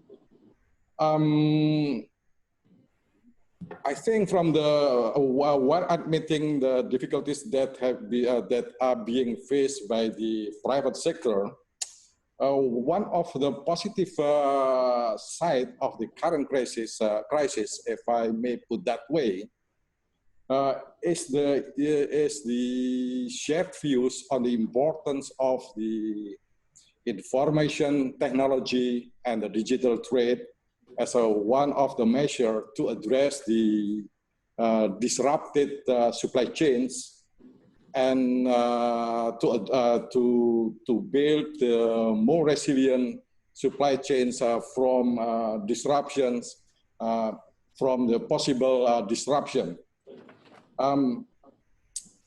Indonesia is of the view that the digital trade and digital trade should be further discussed within the context of the cooperations among Indonesia, Malaysia, and Thailand growth triangle, as it will provide the opportunity for us to advance the interests of the MSMEs and also the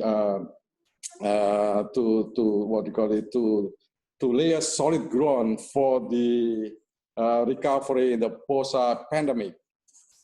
And talking about the existing cooperations among the IMT-GT members, that I believe that we have a lot of work program that needs to be expedited in terms of its implementations, like the it includes the finalization of the potential products and activities under the IMT-GT Business Center, trade fairs, finalizing the term of reference of the IMT-GT Rubber City, and finalizing the technical terms on framework of cooperation of the WGCIQ, and the development of the application programming interface or API system and sub-regional database. I think it is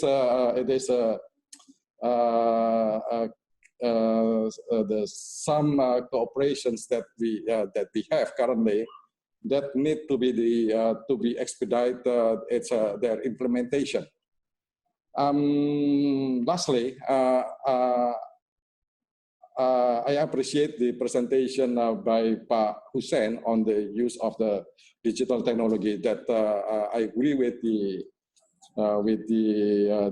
view that we need to further discuss this proposal, if I may put that way, within the context of our future works of the IMT-GT. That's my comment, Pak Said. Thank you. Thank you, Pak Yudi, for your intervention. I was informed by the Secretariat that Papa Sandiaga is with us already. But before that, before I hand over to CIMT, I would like to have a quick 2 minutes from Thailand to provide some comment from my colleague from Mr. Satawon Sapsuntun. If you have 2 to 3 minutes, just a quick comment on what have been mentioned in Agenda 2 and 3 just now. Please. Thank you, Mr. Chairman. after I hear the three speaker, I think I can share some idea that the way of COVID affects 19 affect to the our country and our neighbor country like Malaysia, Indonesia are quite the same, and also the way to coping the COVID-19, you know, to cope with it and to make the economic goings are quite the same. So I have no comment on that, but I have a comment on the very interesting from our colleague from I think from Indonesia, the last one, right? Mr. Muhammad Hasim Asli about the he mentioned about the single window. I think this one single window have been done for a while already. Thailand have progressed on the ASEAN single window, and I think this is the ASEAN single window is the measure to expedite the trade at the border. So I support on that. That's what my comment is. Thank you. Yeah. Thank you. With your permission, Mr. Chairman, I have a Thai delegation here would like to say a few words. All right, I give you 1 minute. Wait. Indeed, for the single window for the IMT-GT, I believe between Thailand and Malaysia, we start to discuss on the infrastructure of the establishment of the single window at Sadao and Vietnam already, and that because during this period, the delay of the opening up, officiate of Sadao, new Sadao Phase 2, so we try to set the infrastructure there on both sides in Sadao and Vietnam going to be implemented very soon. But what you propose going to be very good for example on the detail of the software that we're going to utilize there, the system that's going to be utilized in order to make it easier for the exporters. And also for the ability, I believe, during this pandemic, we are in the process to recover. But what we need to compare is that we need to put the timeline for the restriction that we're going to loosen up on every item in the metrics that we kind of facilitate to the exporter to the JBC and all the business sector, that what kind of goods and products that's going to be transformed at what time, at the time, the exact timeline, so that we can facilitate them to mobilize the goods and services at that time. And then for the MDGT, we need to think not only inside only MDGT, but we got to think about the intra-market, because in the ASEAN countries, there are so many countries that very less cases of attack of pandemic. So about the CLMV, very less small case there.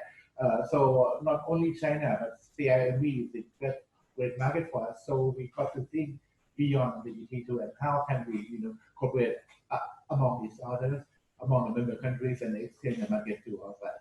Thank you. All right, thank you. Okay, thank you so much for your comment just now. I just want to, before I hand over the so-called mic to Mr. Firdaus, I have here Ibu Neti. Apa Neti itu? Who asked for a quick comment, so I will allow that, just a quick one before I pass over to Mr. Firdaus to handle the session with Pak Santi. Can I have that, Ibu Neti, please, for your quick comment? Okay, for the opportunity of this, my name is Neti. I'm the National Secretariat of IMT-GT Corporation of Indonesia. And I would like to thank you for all speakers for giving us more perspective on the challenges, and also have provided us with the measures that have been taken which I think enhance our view as sharing knowledge and information among us. I also understand that we have already had initiative, program, and also activities in the Working Group of Trade and Investment Facilitation in IMT-GT. And my understanding that seeing this development at the moment, so I think we need to fine tune and also our program activities. And I think from today we can see that we can fine tune that, and also the proposal that we could use, I think we could accommodate and we incorporate the proposal to the work of the Working Group of Trade and Investment. I think that is my comment for today, and I look forward to hearing from Pak Sandiaga Uno. Thank you very much. Okay, thank you, Ibu Neti. Good to see you virtually. Anyway, I think that's the end of our agenda 2, 3, 4, and 5. Now, I would like to invite Mr. Firdaus Dahlan, Director of CIMT, to moderate or rather chair the discussion with our guest speaker today, Pak Sandi Uno, for his views on this situation of pandemic COVID-19. Pak Firdaus, please. Thank you so much, Pak Faisal, for your chairmanship during the discussion under the agenda item 2 to 5. I think it was very fantastic discussion. Now, I would like to welcome Pak Sandiaga Uno with us. Pak Sandi, are you listening, Pak? I have been listening, Pak Firdaus. Thank you. This is a new normal. We just have to assume everybody's listening. Thank you. Thank you so much, Pak Sandiaga, for being with us today. It is an honor, really an honor for us to have you here in our discussion, Pak, in our virtual conference. So before we invite Pak Sandiaga Salahuddin Uno to share the views under this agenda item, mitigation the impact of COVID-19 on international trade collaboration. Allow me first, Pak, first of all, happy birthday to you first. So, I noticed, you know, you just celebrated your birthday. Semoga panjang umur, Pak, panjang umur yang barokah tentunya. Terima kasih, Kapun Kap. Terima kasih. And then allow me, Pak, to read your CV first to our participants. So Pak Sandiaga was one of the Indonesia's most prominent young entrepreneurs and active in Indonesian business communities. Pak Sandi also was elected as the Vice Governor of Jakarta 2017-2022 and served from October 2017 to August 2018. He was candidate of the Vice President of the Republic of Indonesia in 2019 election. Pak Sandi is also the co-founder of PT Saratoga Investama Sedaya, the first and the biggest publicly listed active investment company in Indonesia, and served as the President Directors 2014-2015. He has led the investment firm to have a solid track record of profitable investment across key sectors of the Indonesian economy. Since 2005, he has been actively contribute and serve as the chairman in several well-known associations and foundations in Indonesia. In April 2015, he began a journey to serve and support Indonesia's economic development. He led the development of the Creator Indonesian Movement Party, Gerindra, economic platform for Indonesia as a Vice Chair Advisory Board 2015-2018. In October 2016, he received a title of Distinguished Research Professor in Residence from George Washington University. Congratulations, Pak. Pak Sandi is also currently a PhD candidate at the University of Pelita Harapan, Indonesia, focusing in strategic management. He holds a Master of Business Administration degree from George Washington University, USA, and also Bachelor of Business Administration degree with the highest distinction, the summa cum laude from Wichita State University. So we have very outstanding profile, Pak Sandiaga. So we are very honored to have you here. And now, without further ado, I would like to invite Pak Sandiaga Uno to take the floor. Time is yours, Pak. Thank you, Mr. Chairman. Thank you, Pak Firdaus. Thank you, Pak Faisal. Thank you, member of the board. Thank you for inviting me in this very strategic discussions on the impact of the COVID-19 to the Indonesia, Malaysia, Thailand growth triangle, in particular with regards to trade, investments, and also, I guess, people-to-people cooperations. As a background, we definitely have to be very, very concerned with this pandemic.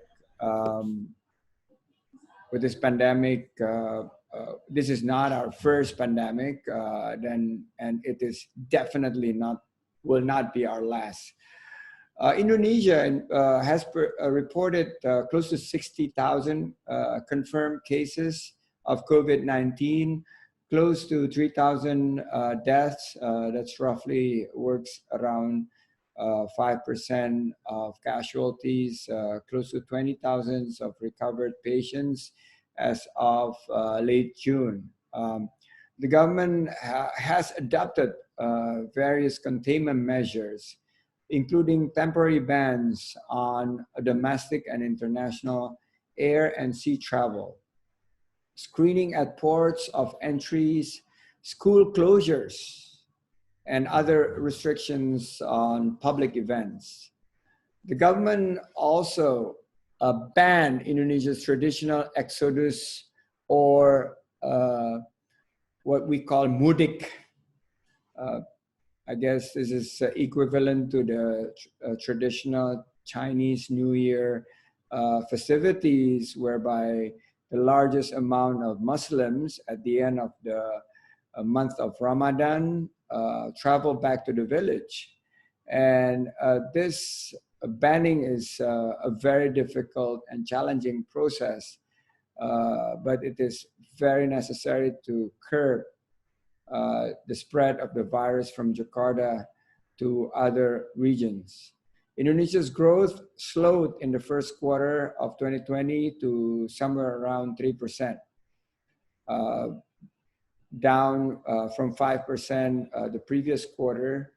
And it's basically one of the steepest drop we have seen post the 97-98 Asian financial crisis, mostly driven by reduced consumptions and investment as containment measures were stepped in late February. External pressures, Chairman, and members of the participants of the discussions, external pressures have significantly, alhamdulillah, have moderated in recent weeks. Although some volatility remains, year to date, the rupiah depreciated only about 1.9% vis-a-vis the US dollars, reversing most of the almost 20% depreciations through late March. Equity prices, whereby I have been focused on my business previously, dropped around 20-25%, which is now up from a 40% decline in late March.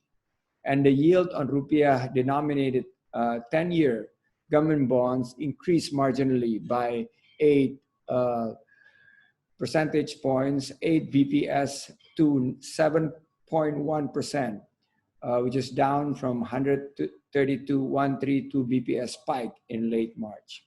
Now, reopening the economy has been a central discussions and topics. The president has recently said we need to put up on a gas pedal, but also on the brake pedal, almost on a frequent basis, being driven by the data.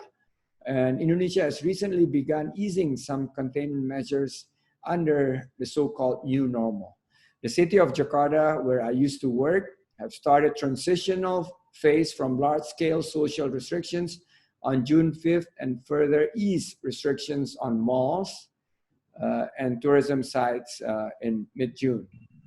On a fiscal basis, I'd like to share to Chairman and member of the discussions that in addition to the first two fiscal package amounting to 33.2 trillion rupiah, around 0.2% of GDP, the government actually has announced an additional package of around 405 trillion, around 2.6% of the GDP on March 31st of 2020, which was further expanded to 677.2 trillion of around 4.2, I repeat, 4.2% of GDP on June 4, 2020. As part of a national economic recovery program. This is unprecedented, whereby the government led by President Widodo, who I was facing last year, have been able to politically maneuver to get a legal and political umbrella to widen the deficit base to be able to, as a foundations for this fiscal package compromise. So the fiscal package comprised of the healthcare sectors, it's an unprecedented number, increased benefit for people at the lower economic strata, the existing social assistance, expanded the unemployment benefits. This probably similar to PPP, the payroll protections program in the developed economy, tax reliefs, in particular to the tourism sectors and to individuals, and permanent reductions on the corporate income taxes from 25% down to 22%. Now we touch on monetary and macro financials. The central bank, DI, have reduced the policy rate by 75 basis points. Cumulatively in February, March, and June 2020 to 4.25%. So this somewhat mimicking to the response that the central bank did in the 2008-2009 crisis. And this is mainly to ease liquidity conditions. And I think this is very, very impactful, the monetary liquidity felt by the SME sectors. SMEs have adapted to new normal, whereby they're feeling the pressure of cash is king. They go now to pivoting into some of the sectors that relates to healthcare, like providing this type of mask. I will send Chairman Firdaus and Pak Faisal maybe this type of mask. This comes from West Sumatra. Songket used to be used as part of the kain, but now they're making it as face mask, and also batik face mask, which is now very, very popular. Hand sanitizers like this have become part of the new normal. Jamu, I don't know the word jamu in Thailand, but sachet of the traditional herbs have really taken off by SMEs. So this is what we see as transformations caused by this COVID-19 situations.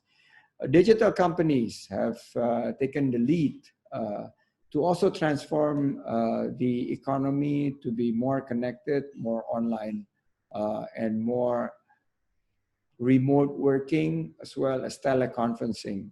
Massive online open course is the name of the game now for the education sectors. Fintech companies is providing cashless solutions to cash-strapped companies.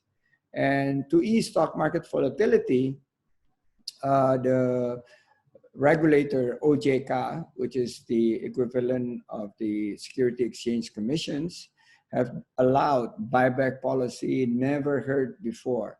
It's basically relaxing some of the regulations governing governance in terms of not buying your own stocks. I'd like to close my opening remark by saying that this is very difficult time, tough times, very unprecedented, and we need to have a unified and comprehensive actions. We need leaders to be able to, I guess, take the positions of unifying the responses, because this is a global issues, but the response so far has been more on a country by country, province by province, rather than a unified front. I am very delightful that I was invited to these IMT-GT discussions, because this is probably one of the ways for us to work together, maybe from the vaccine level all the way to how we respond to the tourism sectors that is really devastated by this COVID-19, not to mention the airlines and the aviation sectors and SMEs who are having really their supply chain disrupted fundamentally by this virus. But it is not too late, and I believe this is a very good initiative. We need leaders, not to point fingers. We need leaders to basically say, let's not blame each other's, let's not call where this virus comes from. It's a global issues, and we actually have to work together in order for us to come up strongly to win the fight against COVID-19. With that, I close my remarks, and thank you very much, Chairman. Thank you so much, Pak Sandi. It is very good remarks, from you. You touched a very important point just now. But one thing that, in terms of the sub-regional cooperation, there is no way for us to escape from this difficult time, especially for the business sectors. But we have to strengthen our collaboration in the sub-region. Pak Sandi, I believe that if you allow us to give some more opportunity to our friend to ask you some questions on this regard. But before that, Pak Sandi, I would like to inform you a little bit. In CIMT region, Pak Sandi, mostly the private sectors are the SMEs in this IMT-GT. So they are one of the victims of this COVID-19, Pak Sandi, and they do need the assistance from, of course, from the government as well, and also the stronger collaboration among us in the region. Pak Sandi, behind you, I see that there is in backdrop there is OCE. That is which I maybe I can from the concept, Pak Sandi, that is one district, one center for entrepreneurship. So is it also intended, Pak, to develop to assist our SMEs? So if it is, Pak, you may also share the concept for us that can be used as well a tool for us how to support our SMEs in the sub-region. Pak Sandi, before I give the floor to others, I need some kind of explanation or share views from you, Pak. Thank you. Well, thank you so much. This OKOC stands for One Kecamatan, One Center for Entrepreneurship.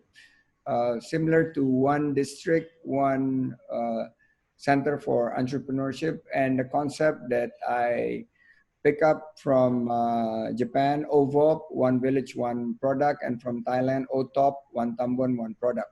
I have developed this since 2016, and together we have a network of around 400,000 entrepreneurs across the 34 provinces of Indonesia. It is meant to develop and empower entrepreneurs to create jobs, good and new and quality jobs, in order to support the economies. We have been suffering for the lack of jobs, in particular with the young segment, and therefore we have been able to put together a program to help train these young entrepreneurs, including some of the women entrepreneurs, slightly older men entrepreneurs, to have them basically access the marketplace, learn digital, the new way of this industrial revolutions 4.0, to access also new management technique, to be able to provide a very disciplined financial management, and finally to access capital, including opening up their opportunities to sell their products, not only to local economies, but also exporting it. I am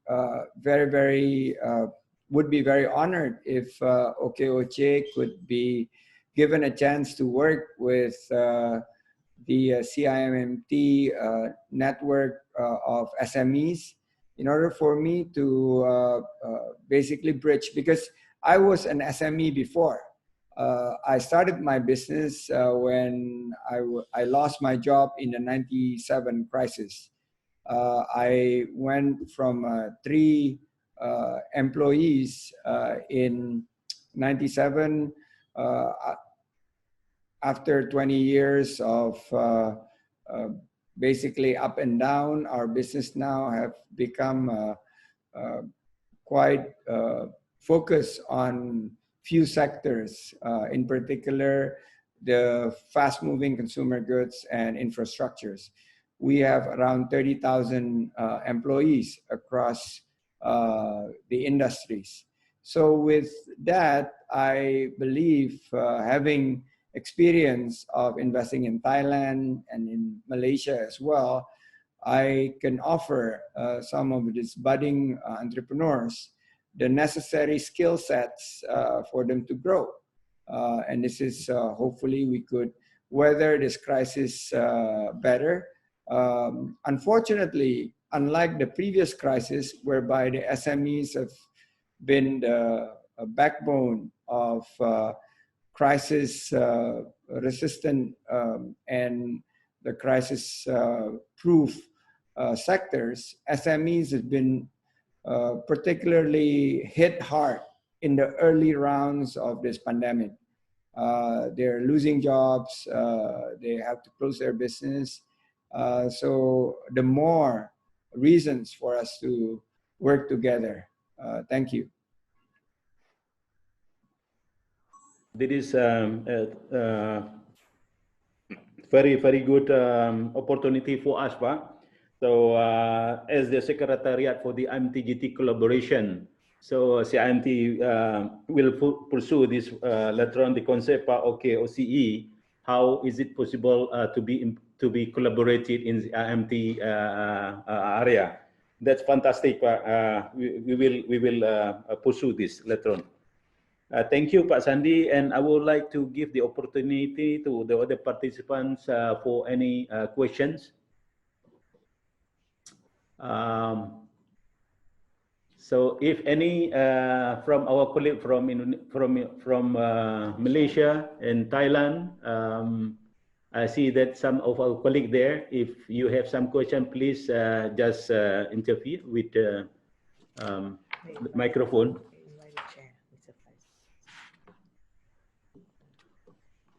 Or maybe first of all, I would like to invite Mr. Faisal, if you have some comment or questions to address to Pak Sandi, Pak Faisal from Malaysia. There are a lot of, I have to thank people who have wishing me all the best for my birthday. I am, you know, after you pass certain age, you don't celebrate birthdays anymore. And it's actually quite embarrassing, but I am very happy that I have a chance to spend my birthday here with CIMT Putrajaya, with IMT-GT, and hopefully, oh, Ibu Neti has a question for me, please, Ibu Neti. Okay, thank you very much, Pak Sandi. I'm a big fan of you, and I'm also a customer of OKOC, Pak. Thank you, Ibu Neti. Yes, Pak. You know, in IMT-GT, I'm from the Ministry of Coordinating Ministry for Economic Affairs, Pak. We are the National Secretariat of IMT-GT for Indonesia. And recently, we also worked with some group of entrepreneur and young businessmen. They call themselves Gen D. Gen D is a collaboration of some young businessmen from the countries around ASEAN. And also there are another group of entrepreneurs which called JAPNAS, Pak, Jaringan Pengusaha Nasional. So my question is that as Pak Firdaus and Pak Faisal have already stated that in IMT-GT actually most businessmen that involved in our corporation is SMEs, Pak. So and we know that they are hit very much during this pandemic. And now, how do you have a suggestion? You know, how to connect this group of people with you know, with the SMEs in the IMT-GT, or maybe you also have other networking that could help us, because we know that we have the SMEs, mostly SMEs, but we also know that one of the challenges of our SMEs is their networking. And during this pandemic, we see these challenges become more. So I would like to listen from you about this part. Thank you very much. Thank you, Ibu Neti. And this is one of the biggest challenge being faced by the SMEs in particular during the COVID-19, because I believe that there are three tips that I have been given by various advisors, and I have experienced this myself when I ran my business and we had to face a number of times situations of crisis. First is liquidity. Cash is king. And I've been telling SMEs, please manage your finance very, very tightly, restructure your obligations, be transparent to your suppliers, tell them that you are, and many of, in fact, all of the SMEs are facing similar difficulties. So treat your cash as king. This will allow you to weather the crisis longer because you be more and more efficient. You reduce the expenditures, make sure that only essential items are being committed. Secondly is adapting to new normal. A lot of SMEs are quite agile, but some needs assistance. And this is where I guess OKOCHE have been quite focused in helping some of its members to pivot and prepare for rebound. And third, this is something that you mentioned earlier about how to connect. And we believe a concept of survive through ecosystems. In OKOCHE, I told the team of the leaders facing this 400,000 or so entrepreneurs at the forefront, at the front line of the crisis. We tell them that please build silaturahim. It's a concept that we learn from our elders. Silaturahim always bring you, actually, we call it panjang umur and rezeki. For our Thai friends, basically this ecosystem, we name it silaturahim, and that has the miracles of you have a long life, and also you have the additional wealth. And I believe that, and it's actually a concept of sharing economy and circular economy. So how do we connect between our entrepreneurs in Indonesia, Malaysia, and Thailand? And this is basically going to be assisted by this digital ecosystem. We are very, very happy that Pak Firdaus offered us to work together, because I think through the digital platform we would be able to connect, because in Indonesia in particular, and also I believe in Malaysia and Thailand, there are similar platforms. We have the OKOCHE platforms, and then we have been working with HIPMI, we have been working with Kadin and other association, we have been working with IWAPI on the women's side, and we've been working with the SME, other SME associations like IPMI. These are great platforms for us to connect, and with the help of the digital economy, it has been remarkable.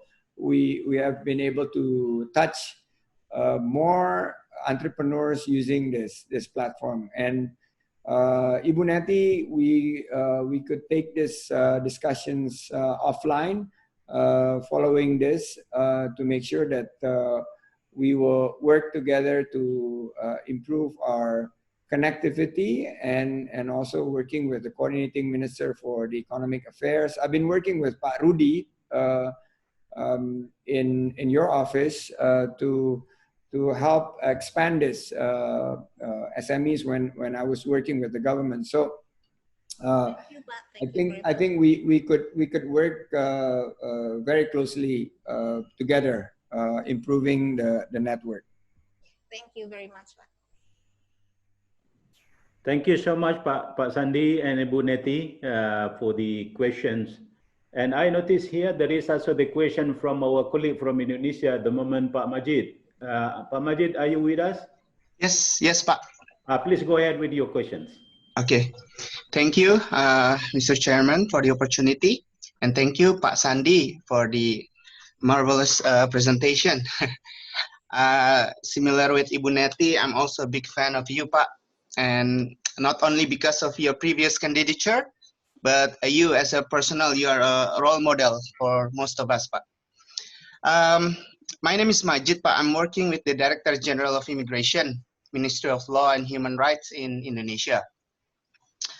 As you know, I believe in the perspective or the philosophy of all immigration in all countries, we have a selective policy, Pak. Whereas within that selective policy, we have two approach: the security approach and the prosperity approach. Looking at this pandemic, global pandemic, since January, our government already make several policy responses. We have a January, we have a closure of several of our borders. And starting February, we have policy to revoke the free visa in terms of immigration policy, the free visa, the visa on arrival. We also have the ministerial regulation number 11, 2020 to temporarily prohibit foreigners to enter Indonesia. But as you can tell, the pandemic is not only impacting our public health risks, but also to the economy. There are several discussions to start a scheme, a travel arrangement scheme, where maybe in other country they call it travel bubble or travel corridor, to try to revive our economy. In Indonesia, we are still discussing the possibility, trying to balance between the, like I said, the prosperity approach and the security approach. Where can we find a way to meet in the middle? I would like to hear maybe your opinion, Pak Sandi, because you are previously worked for the government. Now you are very active in the private sectors. You also are active with the community-based SME. I would like to hear your opinion about the potential of us in the IMT-GT forum to have some sort of travel arrangement for business essential, trying to revive the economy of all three nations. That's my question, Pak. Once again, thank you. Happy birthday to you. Wish you all the best. Thank you. Thank you, Pak Majid. It's a very difficult questions that Pak Majid posed, because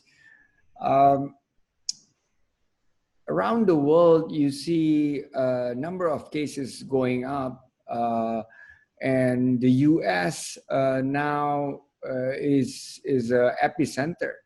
It's completely unimaginable, whereby EU now is thinking to ban US citizens from the US coming into Europe because of this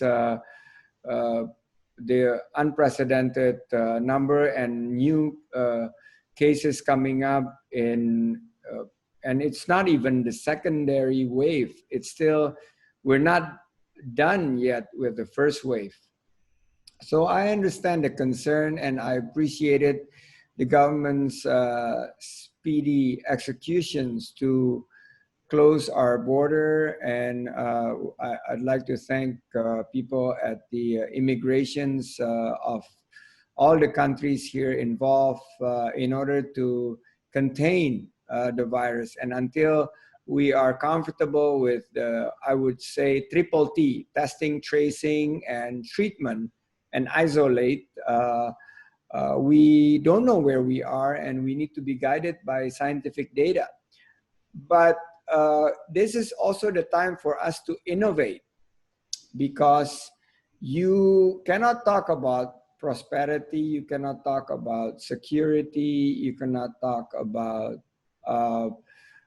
this sharing of value or resources without this health crisis being right now as the priority, is to make sure that you're on top of the health issues.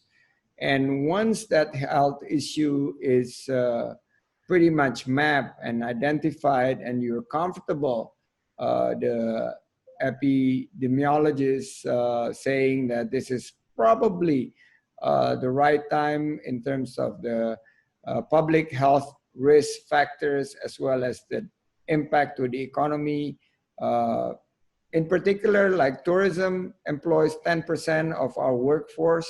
So it's really something very major for us. And business traveler, I used to go to Singapore just for lunch and come back in the evening. I go to KL, I take the morning flight by mid-morning, I'm already on the express train from KLIA to the Central, Kuala Lumpur Central, and then we could conduct a meeting and come back.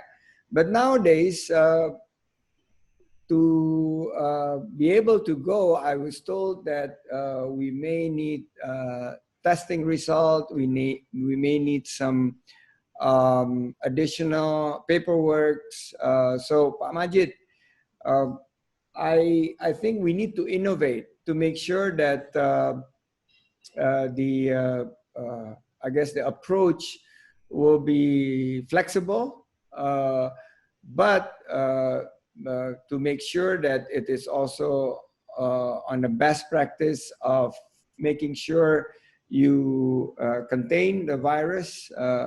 The travel is going to be done on very as needed basis, because people are now going to be, until the vaccine is discovered, we are going to be very cautious in terms of flying.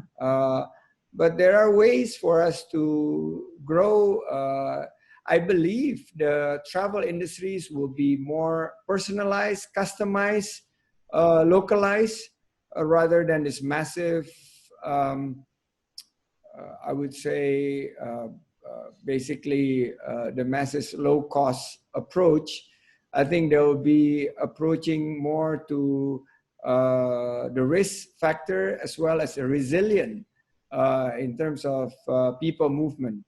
And this is also the time, a good time for the immigrations to have a pre-clearance, so we don't have people lining up, queuing to get their passports processed, but they do it beforehand, before travel. So once they get clearance from the rapid test, they also get clearance for their travel documents.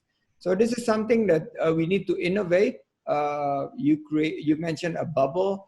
I don't think that there is a perfect bubble. There's always risk of people sitting side by side in an airplane, and just have to this face mask, personal hygiene.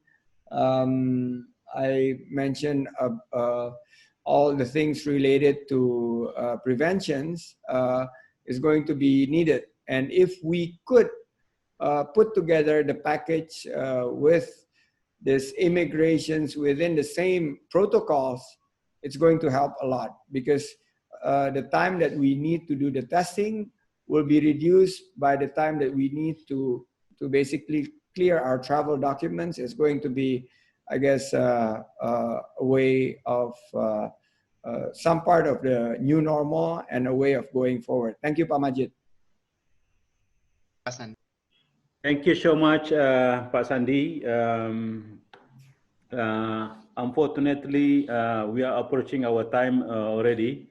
I believe that there is still more questions, we notice here, but due to the time is very, very limited with us now. Anyway, one thing that I would like to say thank you to Pak Sandi. For one, Pak, number one is CIMT office in Putrajaya, Pak. If under your permission, we'll contact your office as well on how are we going to collaborate on the concept of OKOCE can be implemented as well in IMT-GT region. So please allow us to contact your office as well later on. And also, Pak, I got also the message from our businessmen. As we are aware, businessmen in IMT-GT collaboration is the backbone, Pak. They are the main element in IMT collaboration.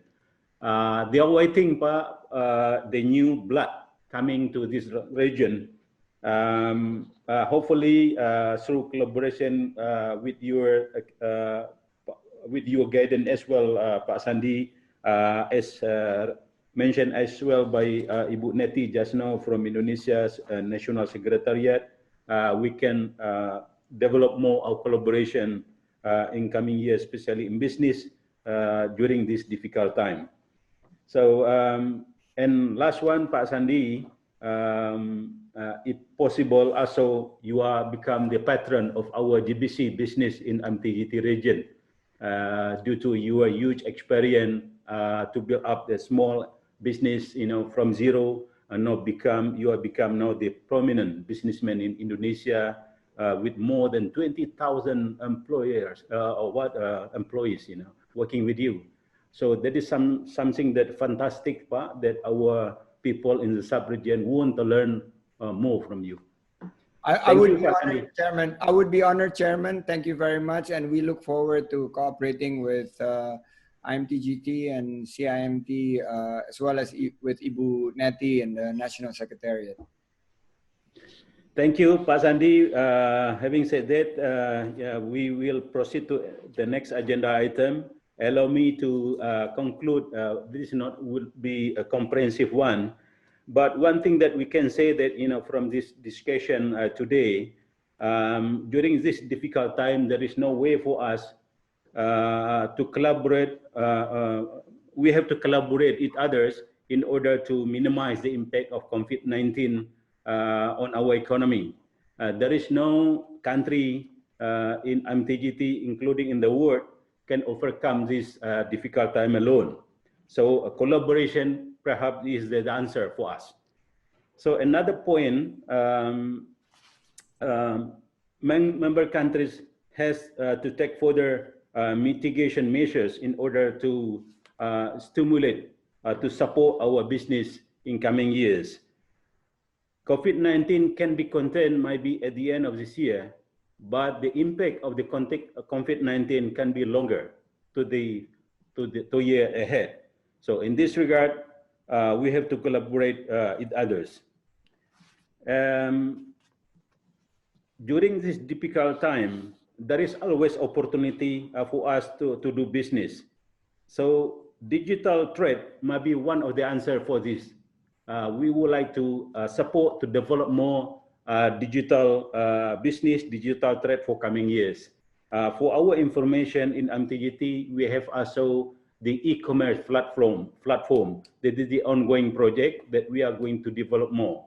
So I think that with this difficult time, we have to speed up more process, the completion of the e-commerce in IMT-GT.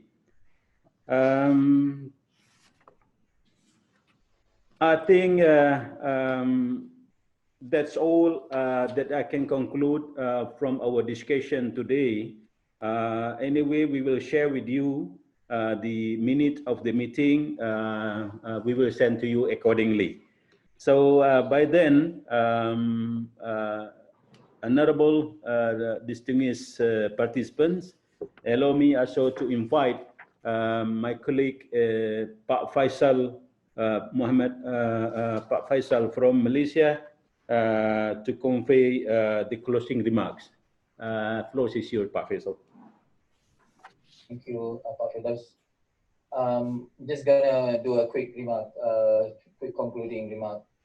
Thank you to all speakers and participants for your time in participating in this very first IMT-GT video conference on managing the impact of COVID-19 on IMT-GT Trade and Investment Cooperation.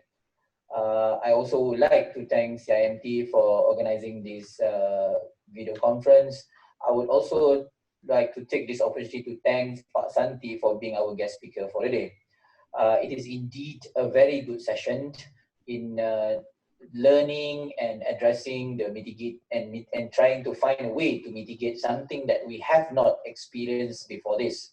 This is a very unprecedented situation that we do not have any idea or formula, a single formula to go through it.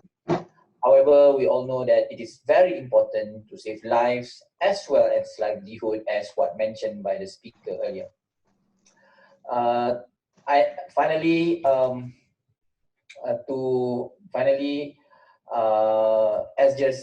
Just to sum up the whole thing, I think trade digitalization, digital trade, e-commerce is one of the key elements that we can see as one of the way forward for IMT-GT trade investment for us to further deliberate further.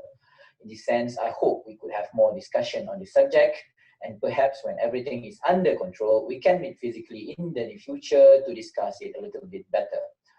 For that, I would like to end our video conference for the day, and I hope everyone stays safe and be vigilant at all times. Thank you. Assalamualaikum warahmatullah, and a very good afternoon to everyone.